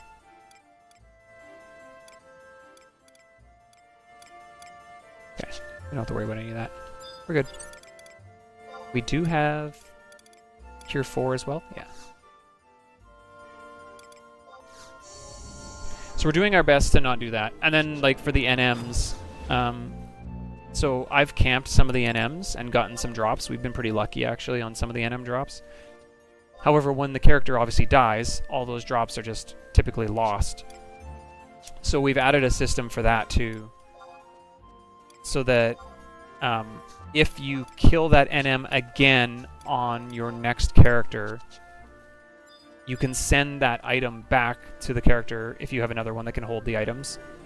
And that makes it so that the run's not about farming the NMs, it's about not dying. Because the whole point of the challenge is to try to push not dying, not about farming the NMs each time. So it just allows you to have a 100% drop rate on items you've already farmed in the past. You still have to get the drop at least once for that to even be a thing. But it just opens up a little bit more freedom to the players that want to try the challenge, if that makes sense. We'll see. All those things could change too. This is still such a new challenge that we've been trying to like mold rules that make sense. That's kind of the hope. So we're trying to get rules that kind of like are enjoyable to play, but also still add to the challenge. I think Scholar has been pretty amazing, in all honesty. Like, we haven't had a run get past Diablos before this one, and Scholar has been handling a lot of these fights, like, I wouldn't say with ease, necessarily, but a lot easier than some other jobs, I'm guessing, are going to have issues in a few of these places, so...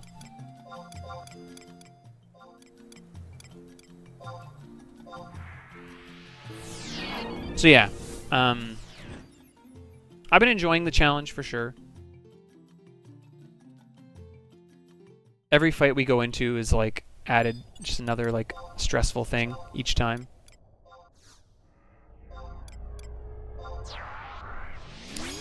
But it's been fun.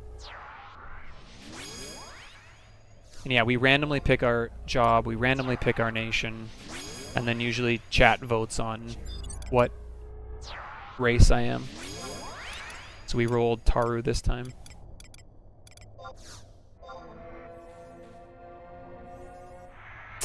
Yeah, I've got 3 characters, but I've only got the 1 active right now. It's about 3 years behind on gear, so I don't have anything really from Swordy. And I don't have any V20 or 25 clears on Odyssey. But we had finished all the content up to when I quit. V20s, I think, were just about to be released when I quit 3 years ago. Or I guess 3.5 years ago now. I keep thinking like it's close to January, but it's really not. And so I never really got to experience the harder V20 fights with the ads in Odyssey. And then Swordy is, yeah, completely new to me. But we came back, we finished Versus Resurgence. I pretty much play Bard all the time on my main. Unless there's like something very specific that we want that's different than that. Oh, I probably needed to grab the page again, huh? Hold on. Betcha I needed the page.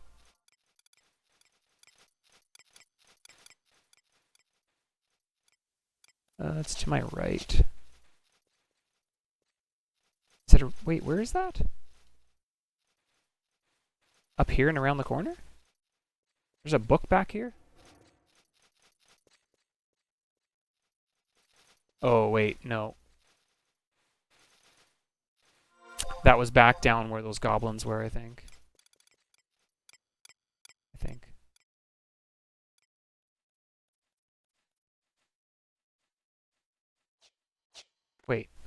No, that's way over here. Never mind. Sorry. I'm I'm all turned around right now. It's like up here somewhere. Is it up here? Hey, there's someone here.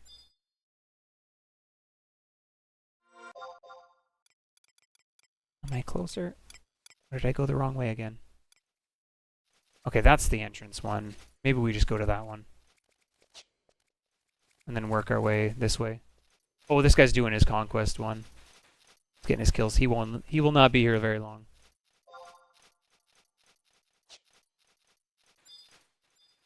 We'll just go back this way.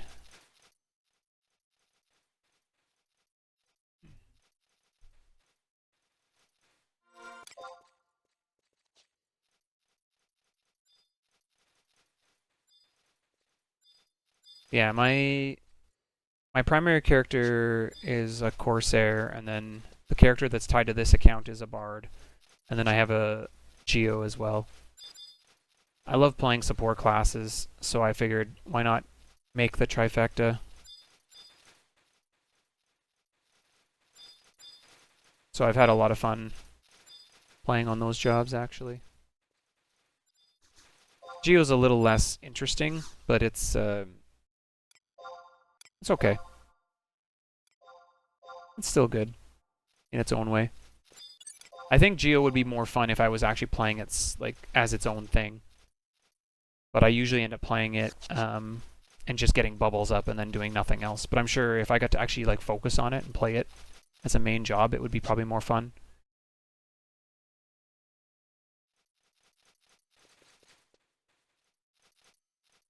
But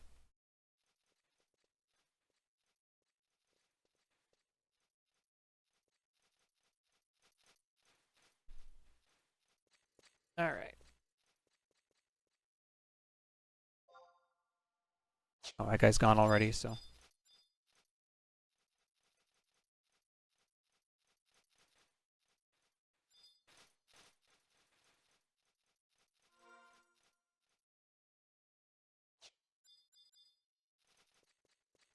Okay.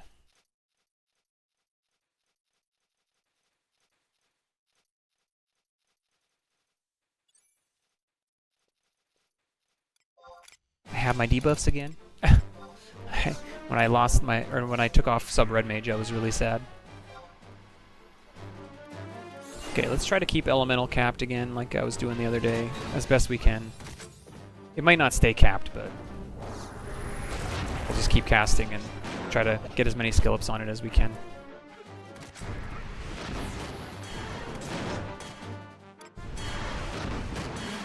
I think cap at the moment on this level was 170. Well, it's 146, but with the dark arts up, it'll be like 176, I think. So, you Eldra. She's not here right now, but I'll definitely let her know you wished her a happy birthday.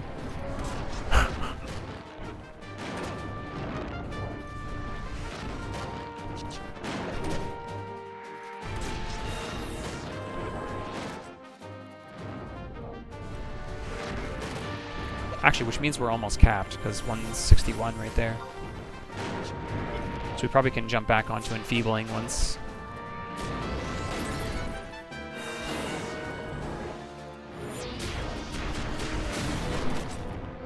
We tried Cloud of Darkness again last night, Eldra. We did beat it.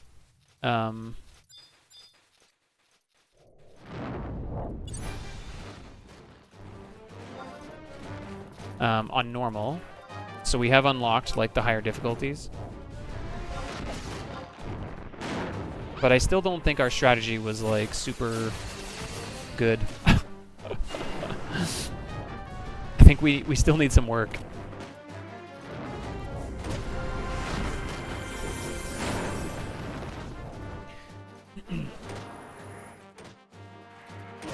We have a couple ideas to try to make it better, I think, for next time. But it's funny how big of a difference like even just easy to normal is, because easy was really easy. And then normal, the ads have like so much higher either defense or HP. I'm not sure which it is. But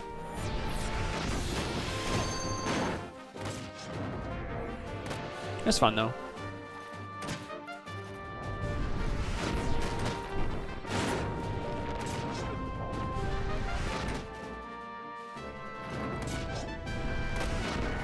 It's always fun to do like challenging fights like that. I think this one's harder than Shinryu.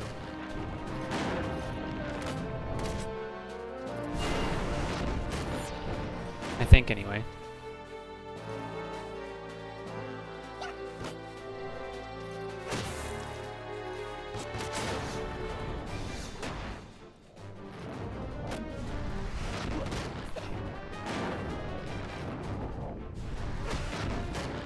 Because the Shinryu fight's not really too hard, realistically. Okay, is that Cat? That's Cat. Alright.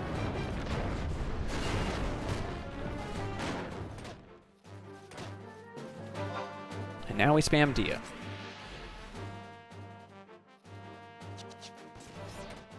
Try to get these spells capped. Keep enfeebling and elemental capped as best I can. And then after that, we can finish enhancing and healing off stream. Oh, we should have sublimation going. Silly me.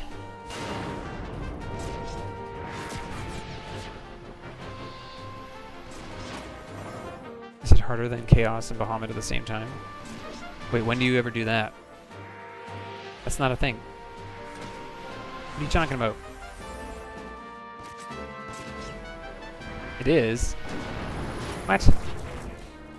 What is that, a master trial? They've already got a master trial that has chaos in it? Well, there you go. Now you know. Now you know the rest of the story.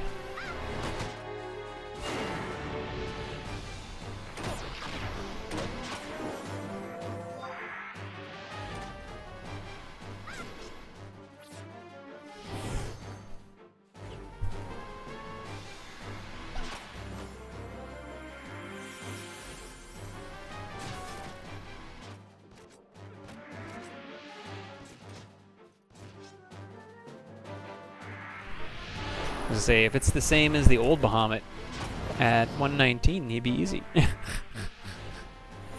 But I'm sure they made him stronger. That'd be pretty funny if there was just a super weak Bahamut there.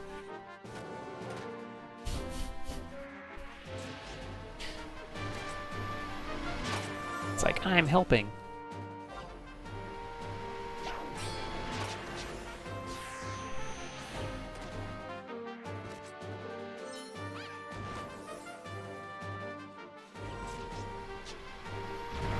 How you doing today, Eldra? What's been going on for you today?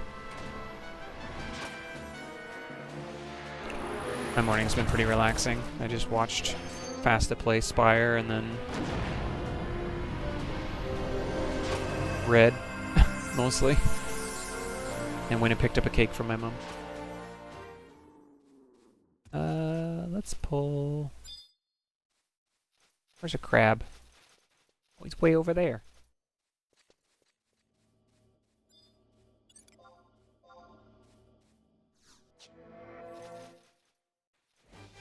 Oh, now one spawns behind me.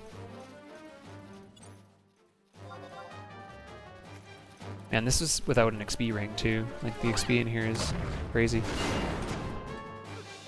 Double XP is nuts.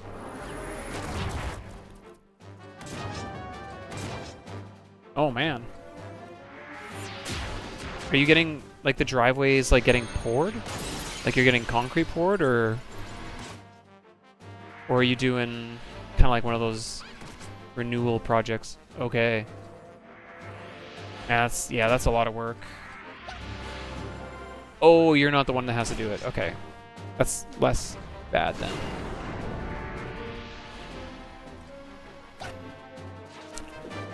I joined the carpenters one day from work, and we poured one of the guys I work with. We poured his pad last year. I just mostly did the raking, like joined the guys raking the concrete. So it wasn't like I was doing a whole lot of the actual heavy. I mean, it's a little bit heavy. You gotta move it around, but like, I'm not doing the finishing or anything.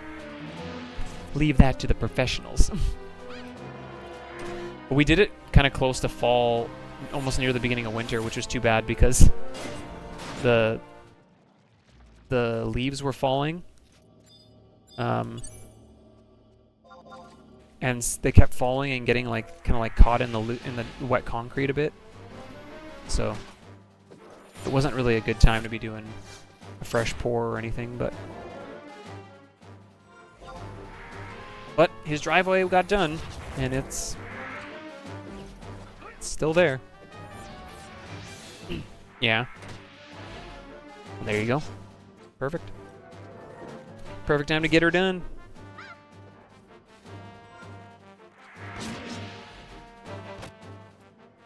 Yeah, that's good.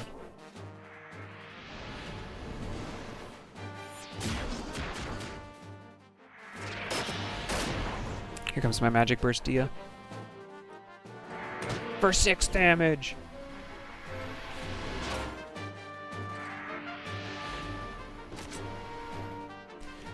I remember when I first started playing the game, I always thought Dia was like a Helix, basically. Like, this is before Helixes were in the game, so it wasn't like me comparing it to that. I just always thought if your Dia hit for 1, then it was 1 HP a tick.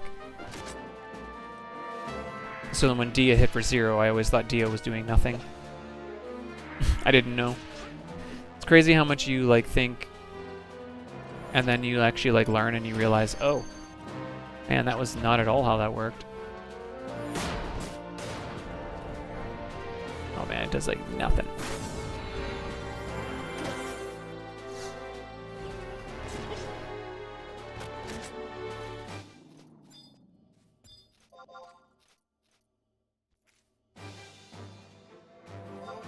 I got my sublimation is full now.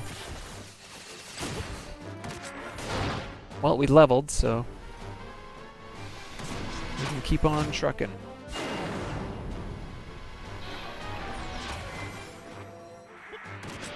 Yeah, we'll get 4 more levels, which is like another 20 magic levels, I think, for everything. So I'll have to cap healing and enhancing again later. Yeah. Yeah, this is a classic camp, eh? How's it going, Maha? Hope you're doing well. Okay, that would have been cap if I had been on the last level, so it probably means we got 5 more enfeebling magic skill to go.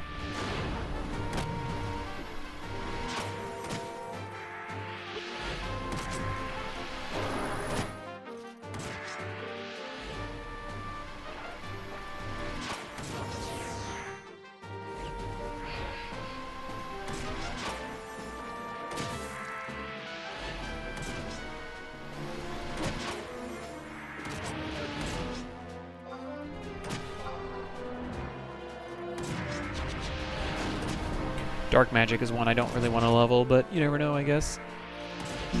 I've left it off for so long now. If I was to start it, it would just take forever. It's one of those things I'm just putting off because I haven't really worked Drain and Asper into my run. How much do I get if I'll try and Asper on a crab here when we go back to Dark Arts, just to see. Because I haven't ever seen any positive return from that, even with the Dark Arts up.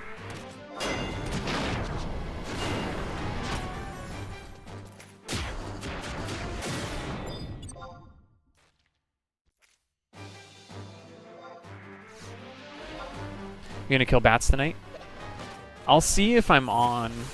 I'll see what my parents want to do tonight since it's Mom's birthday. We'll see. I'm probably not gonna be readily available, but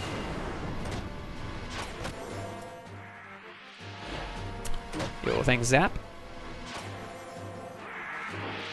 That's 2 birthday wishes I'll have to tell her.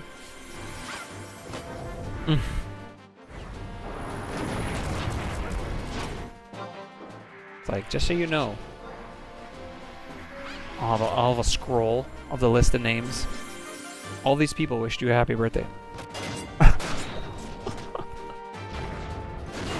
Should be like, what? What are you talking about?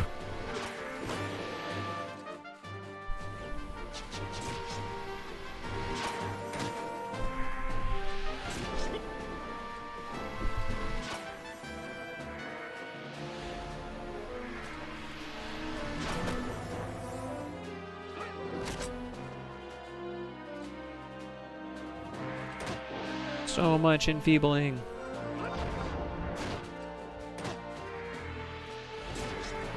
What's up, Kyuki? It's my mom's birthday today. I'll let her know.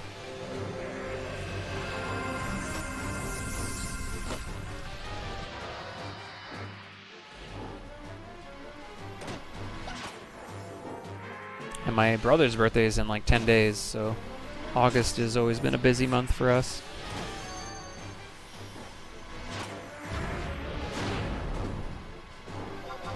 Oh, that's Cap there. Okay.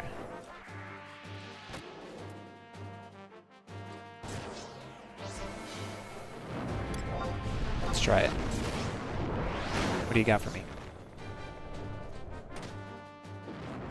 Nope. We're gonna need like actual... Oh wait, this is a lizard. Never mind. I zoned out. We're not fighting a crab right now. It's like, I didn't get any MP. This sucks.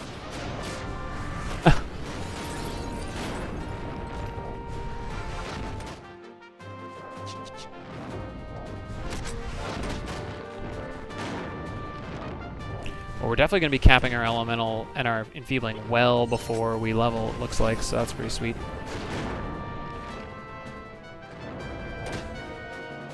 The trusts are not overly quick at killing, so... Well, I mean, they're not terrible.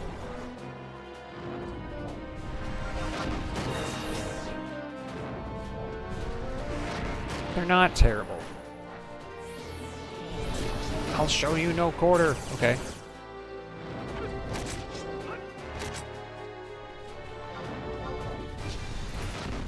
Alright, let's grab a crab. I want to see how much Asper does. Come on in. We got 16. 16 netted, 16 MP to the positive.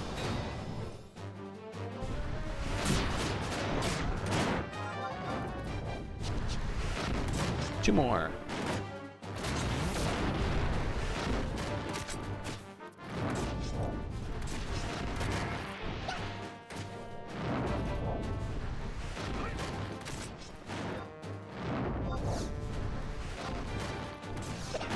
Yeah.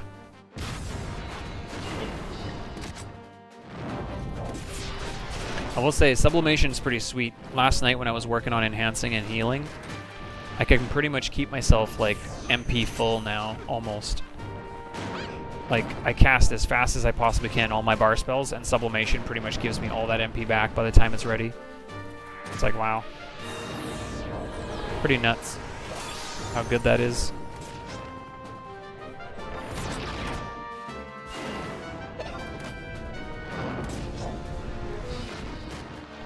One more level.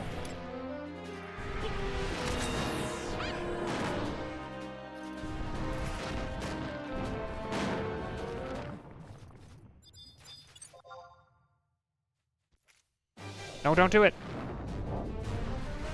Good boy.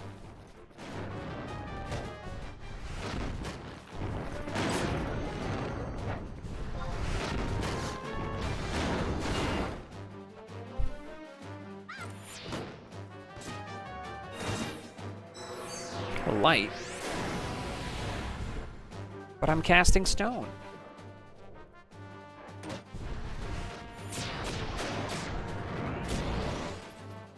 Yo, what's up, Crux?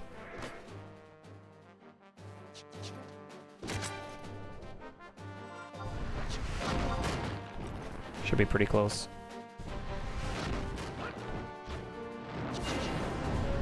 We're 57 at the moment. There it is. Okay.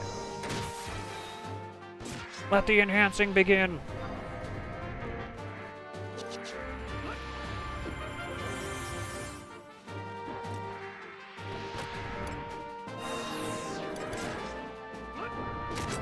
Should probably pop food, eh?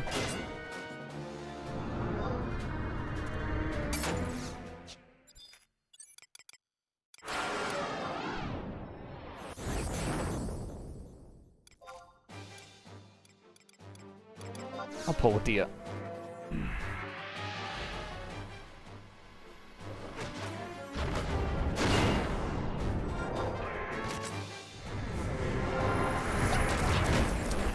Yeah, we're 57? Yeah, 57. Thief is already at 60. We're just getting Scholar up there now.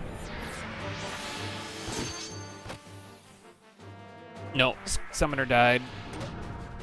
We died at Diablos. If you check the... Or sorry. Yeah, we died at Diablos. But if you check last run, it won't be that because we had Red Mage between Summoner and this one. So the last run is going to actually be the Red Mage death.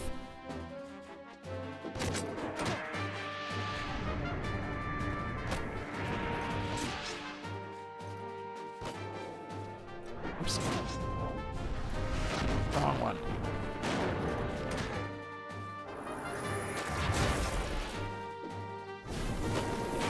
Give me enhancing skill ups. Gamers, the ad break's coming up. I'm gonna actually take a break here.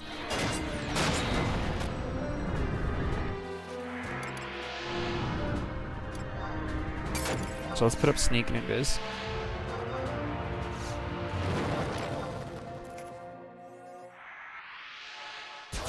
If you don't know, we run 3 minutes of ads here every hour, and that gets rid of the pre-roll ads. So when you join the stream, you don't get hit with an ad. You can just start watching right away. I'm going to do that now. If you don't want to see the ads, you can sub. You can use Twitch Turbo, or you can use Adblock. But you're not going to miss anything. I'm going to get a glass of water and then probably use the washroom. So see you in 3 minutes.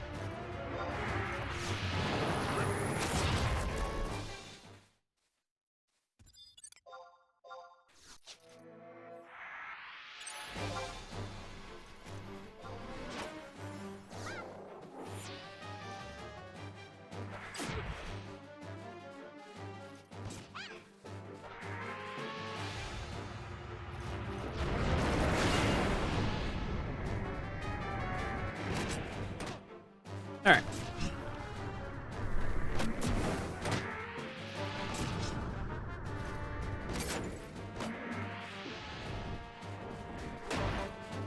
Yeah, Red Mage was going really well, honestly, when we were...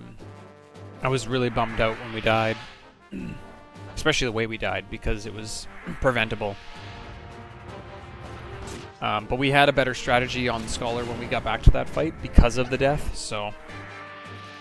Hopefully we'll never die there again.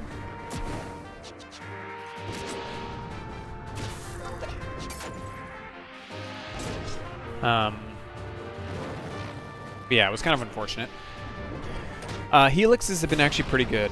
We've been bursting, so primarily Halvar and Semi will make either Reverberation, Transfixion, or now that Halvar has hit 50 and has Impulse Drive, they'll do Fragmentation. Excuse me. So, it's definitely become predictable. I just have to be prepared as to which element.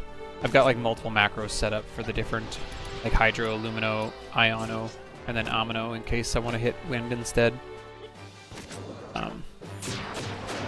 So, it's been working out. Honestly, the Helixes are the only reason we're here, because the Doll NM that you fight right before going into Promethean Vassal, we didn't really have a way to win that fight.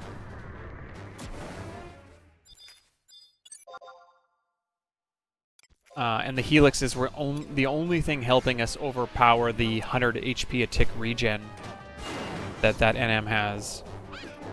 And that allowed the Trusts to kind of catch up on damage, and we, over a period of like 5 to 7 minutes, we finally whittled him down and were able to beat him. But that took a long time. Definitely. So that fight concerns me for other jobs, actually. Like, in other job situations, I'm not sure at level 50 with just Trusts and like one warrior even, if you could go through that. Because even like putting out some big damage early on, you need to almost like wait till the big damage, till like the Trusts do a big damage, and then maintain like some kind of a skill chain with them or something that is also really good. Like, I don't really know at the moment. I'm not thinking about it right now because I'm past it on Scholar. But there's a world, I think, where that fight becomes almost impossible at level 50 on certain jobs because you don't have the damage output to overcome the regen. Unless there's another way, a hidden way to get rid of the regen. But the wiki doesn't talk about anything like that, so... Yeah, I'm hoping we'll get a chance to see Wobbleline stream his challenge again in the near future, because I want to ask him what he found on his run when he did it, because he's not limiting himself to one job like I am. So he could have done it on any job, so I'm just kind of curious which one he did it on. Because I found Scholar to be very, very difficult. Oh, I didn't get Sublimation up again.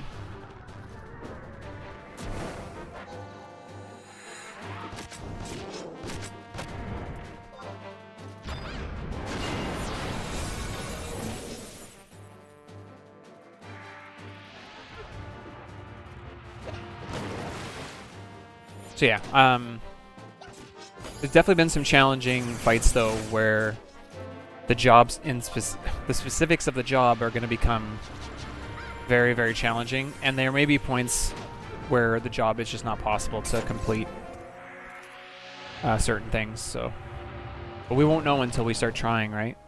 That's kind of part of the challenge, is like trying to learn and figure out what is possible, what's not possible. What needs to be changed, what needs to be tweaked. We'll find out. We're almost there, man. Keep enhancing capped would be nice, because that one takes a long time.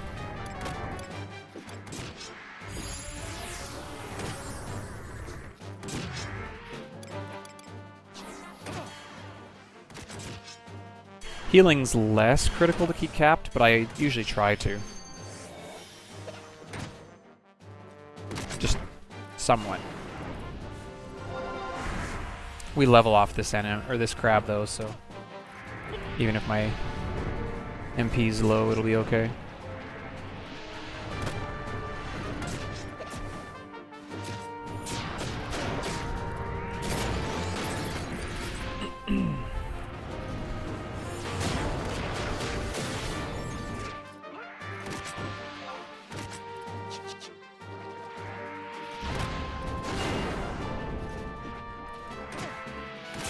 We'll switch back to Enfeeble though here after this thing dies.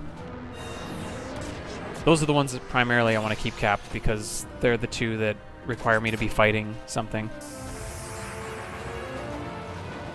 Whereas enhancing and curing or healing, they can be done like at the Moogles in town. So I want to, best I can, keep those two capped, and then the other one's close, but we definitely would like to have enhancing capped before we go back to fights, which will probably now that I'm looking at it, it'll probably be tomorrow, because I want to try to do my AF today, I think. So 3 paths will probably continue tomorrow for all the level 60 cap stuff that we paused at from yesterday.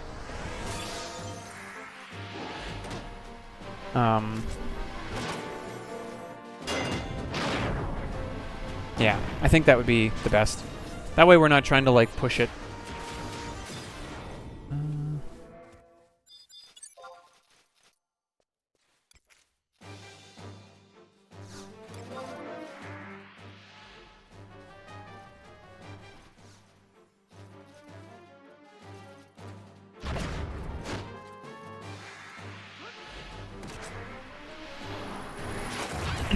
And yeah, keeping Enfeebling capped has been massive, I think, for helping us land debuffs in a lot of these boss fights. We're almost starting to get so many tools now that like it's hard to like get the time to actually get everything on. Like keep all the debuffs on and everything. Yeah, I'm hoping it does. The AF body is going to give us an additional 15 skill with Dark Arts up, and then the legs give like 15 skill additional to like enhancing and healing as well.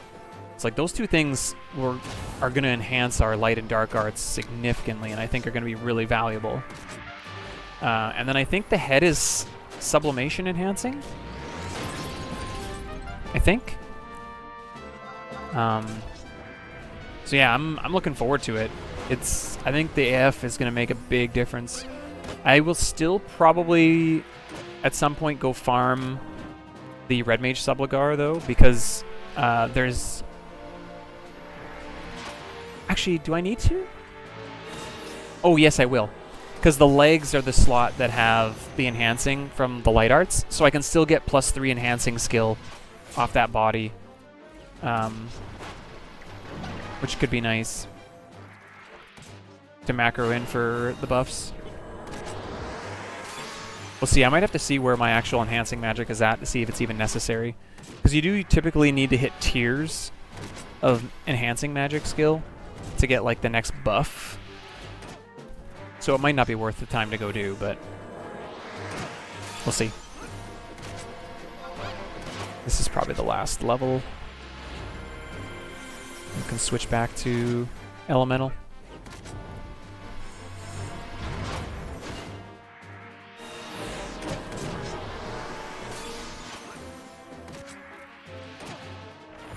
Probably one more skill up.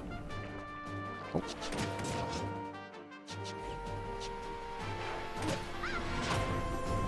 There we go. Okay.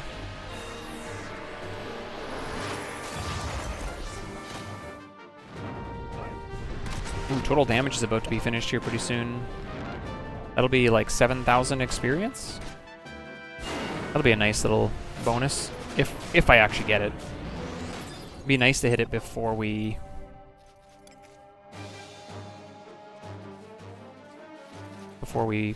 get to 60, so it doesn't get wasted, but it'll be good for the sparks and stuff too, though.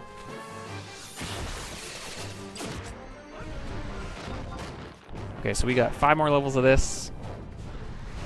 Healing is gonna fall off a bit, but that's okay. Healing's less critical. It's not that far. It'll be only like 10 or... Well, it'll be 20 levels behind, because it was capped at 56, so... I capped it last night, off stream. I need a haircut. My hair's getting too long.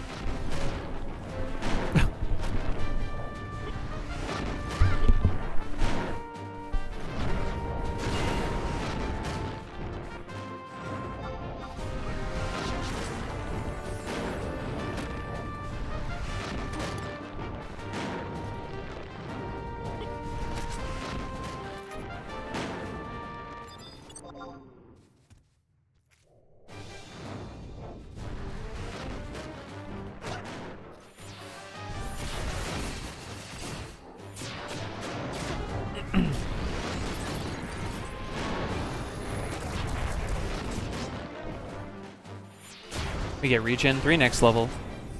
We're almost there.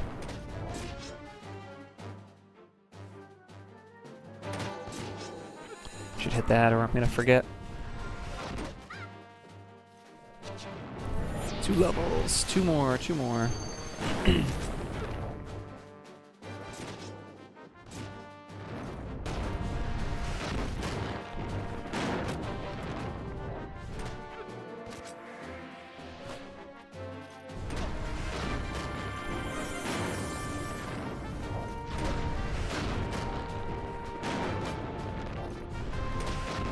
It is pretty nuts how fast you get skill ups on Elemental and Enfeebling. But then, like, Enhancing and Healing and all these other ones just... It's a little absurd how long they take sometimes.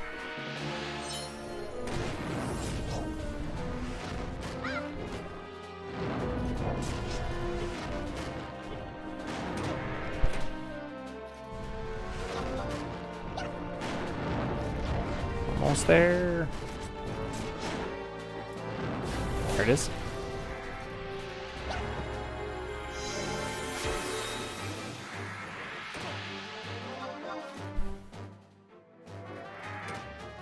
So I'm 6 levels behind on enhancing right now, which actually isn't too bad. We'll end up being still 16 levels to 60s cap, so it's still a long way to go anyway, but even just to have like a few levels here while we're doing this is less time spent standing in town too.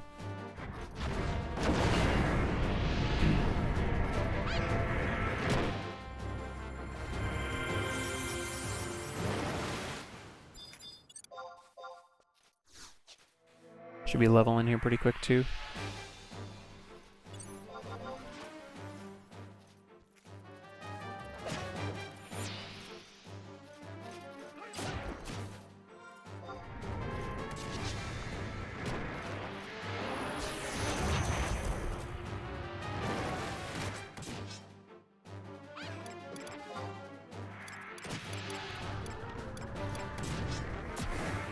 Yes, we have that now as well.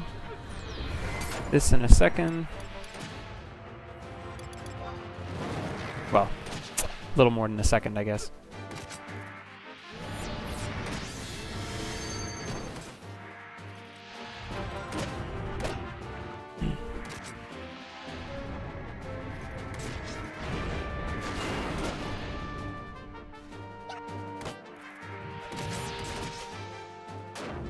Like I was saying this yesterday too, but it is kind of nice to have like a day too where it's not so hyper focused on missions.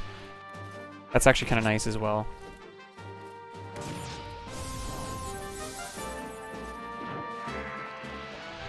Because it can definitely feel like we get that way just because of how fast you level in the early stages now, and there's so many missions to progress through.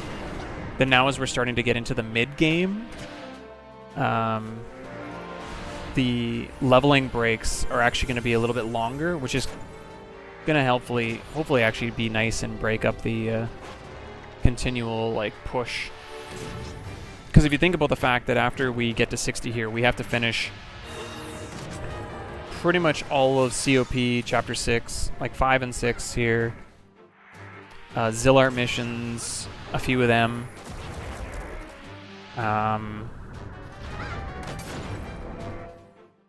Rank missions, Chapter 6 and 7, I think. And something else. I think there's one other thing in there.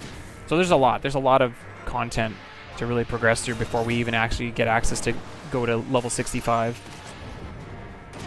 So it's a lot of work. So like having like a slower day like this where it's just like, okay. It's kind of a nice like little reprieve, probably a good word, from the grind of the missions.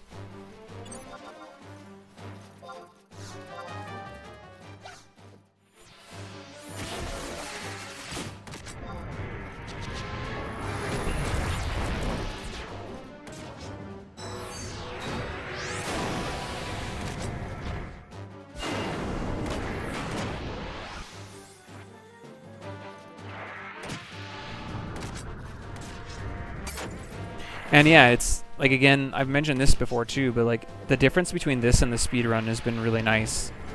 Like the speedrun, you just really don't care too much about your skill. You just try to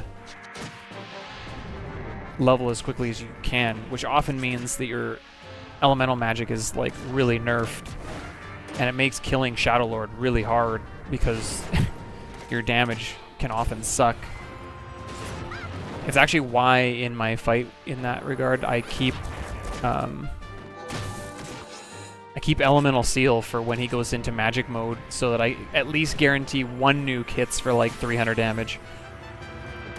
And then it's like 700 more that I gotta deal with.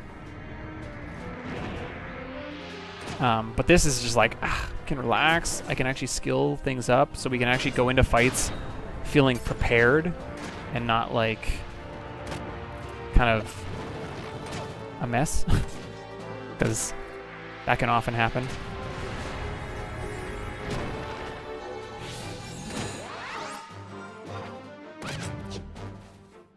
We're definitely not going to be chaining anything while I'm doing this though, so the XP will be a little less.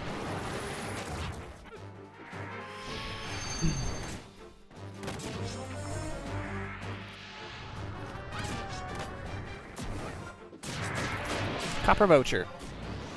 Aquins. Let's go.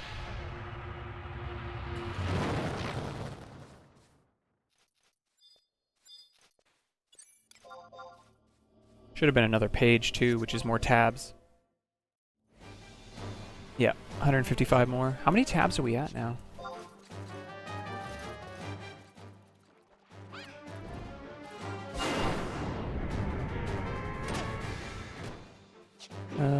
Currencies? It's Valor points, right?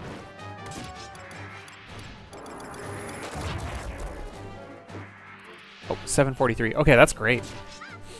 That makes... We basically never have to warp from a book with Gil at this point anymore, I don't think.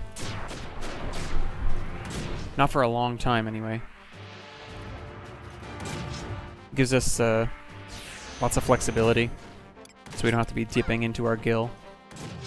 Saving it for spells, which are about to start going through the roof for costs, so any additional accolades and sparks I get will be good.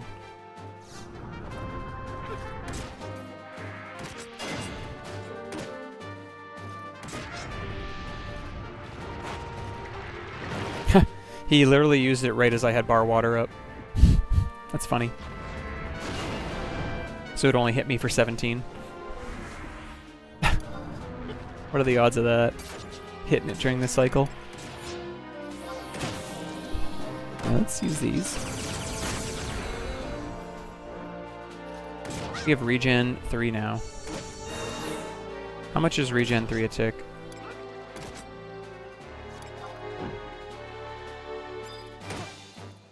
Let's find out.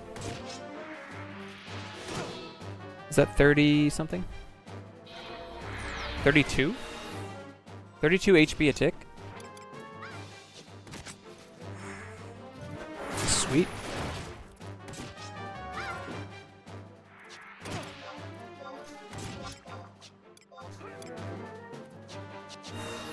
That's pretty cool.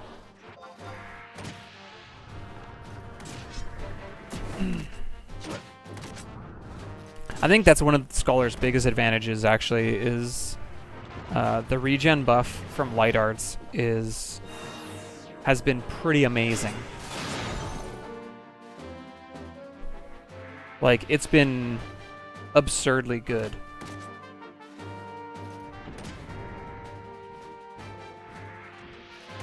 Oh, is that... Oh no! We're dead!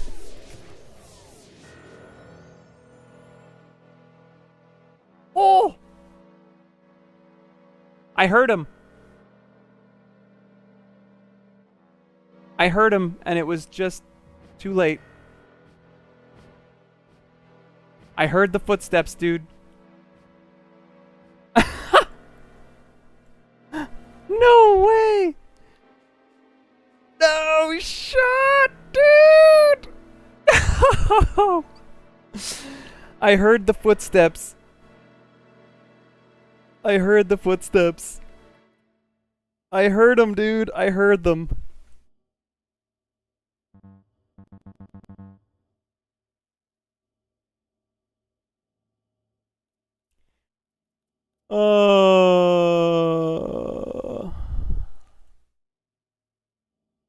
Regen 3 was pretty nice.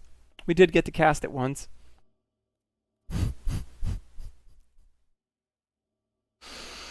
Holy moly. Well, I guess we're not getting our AF.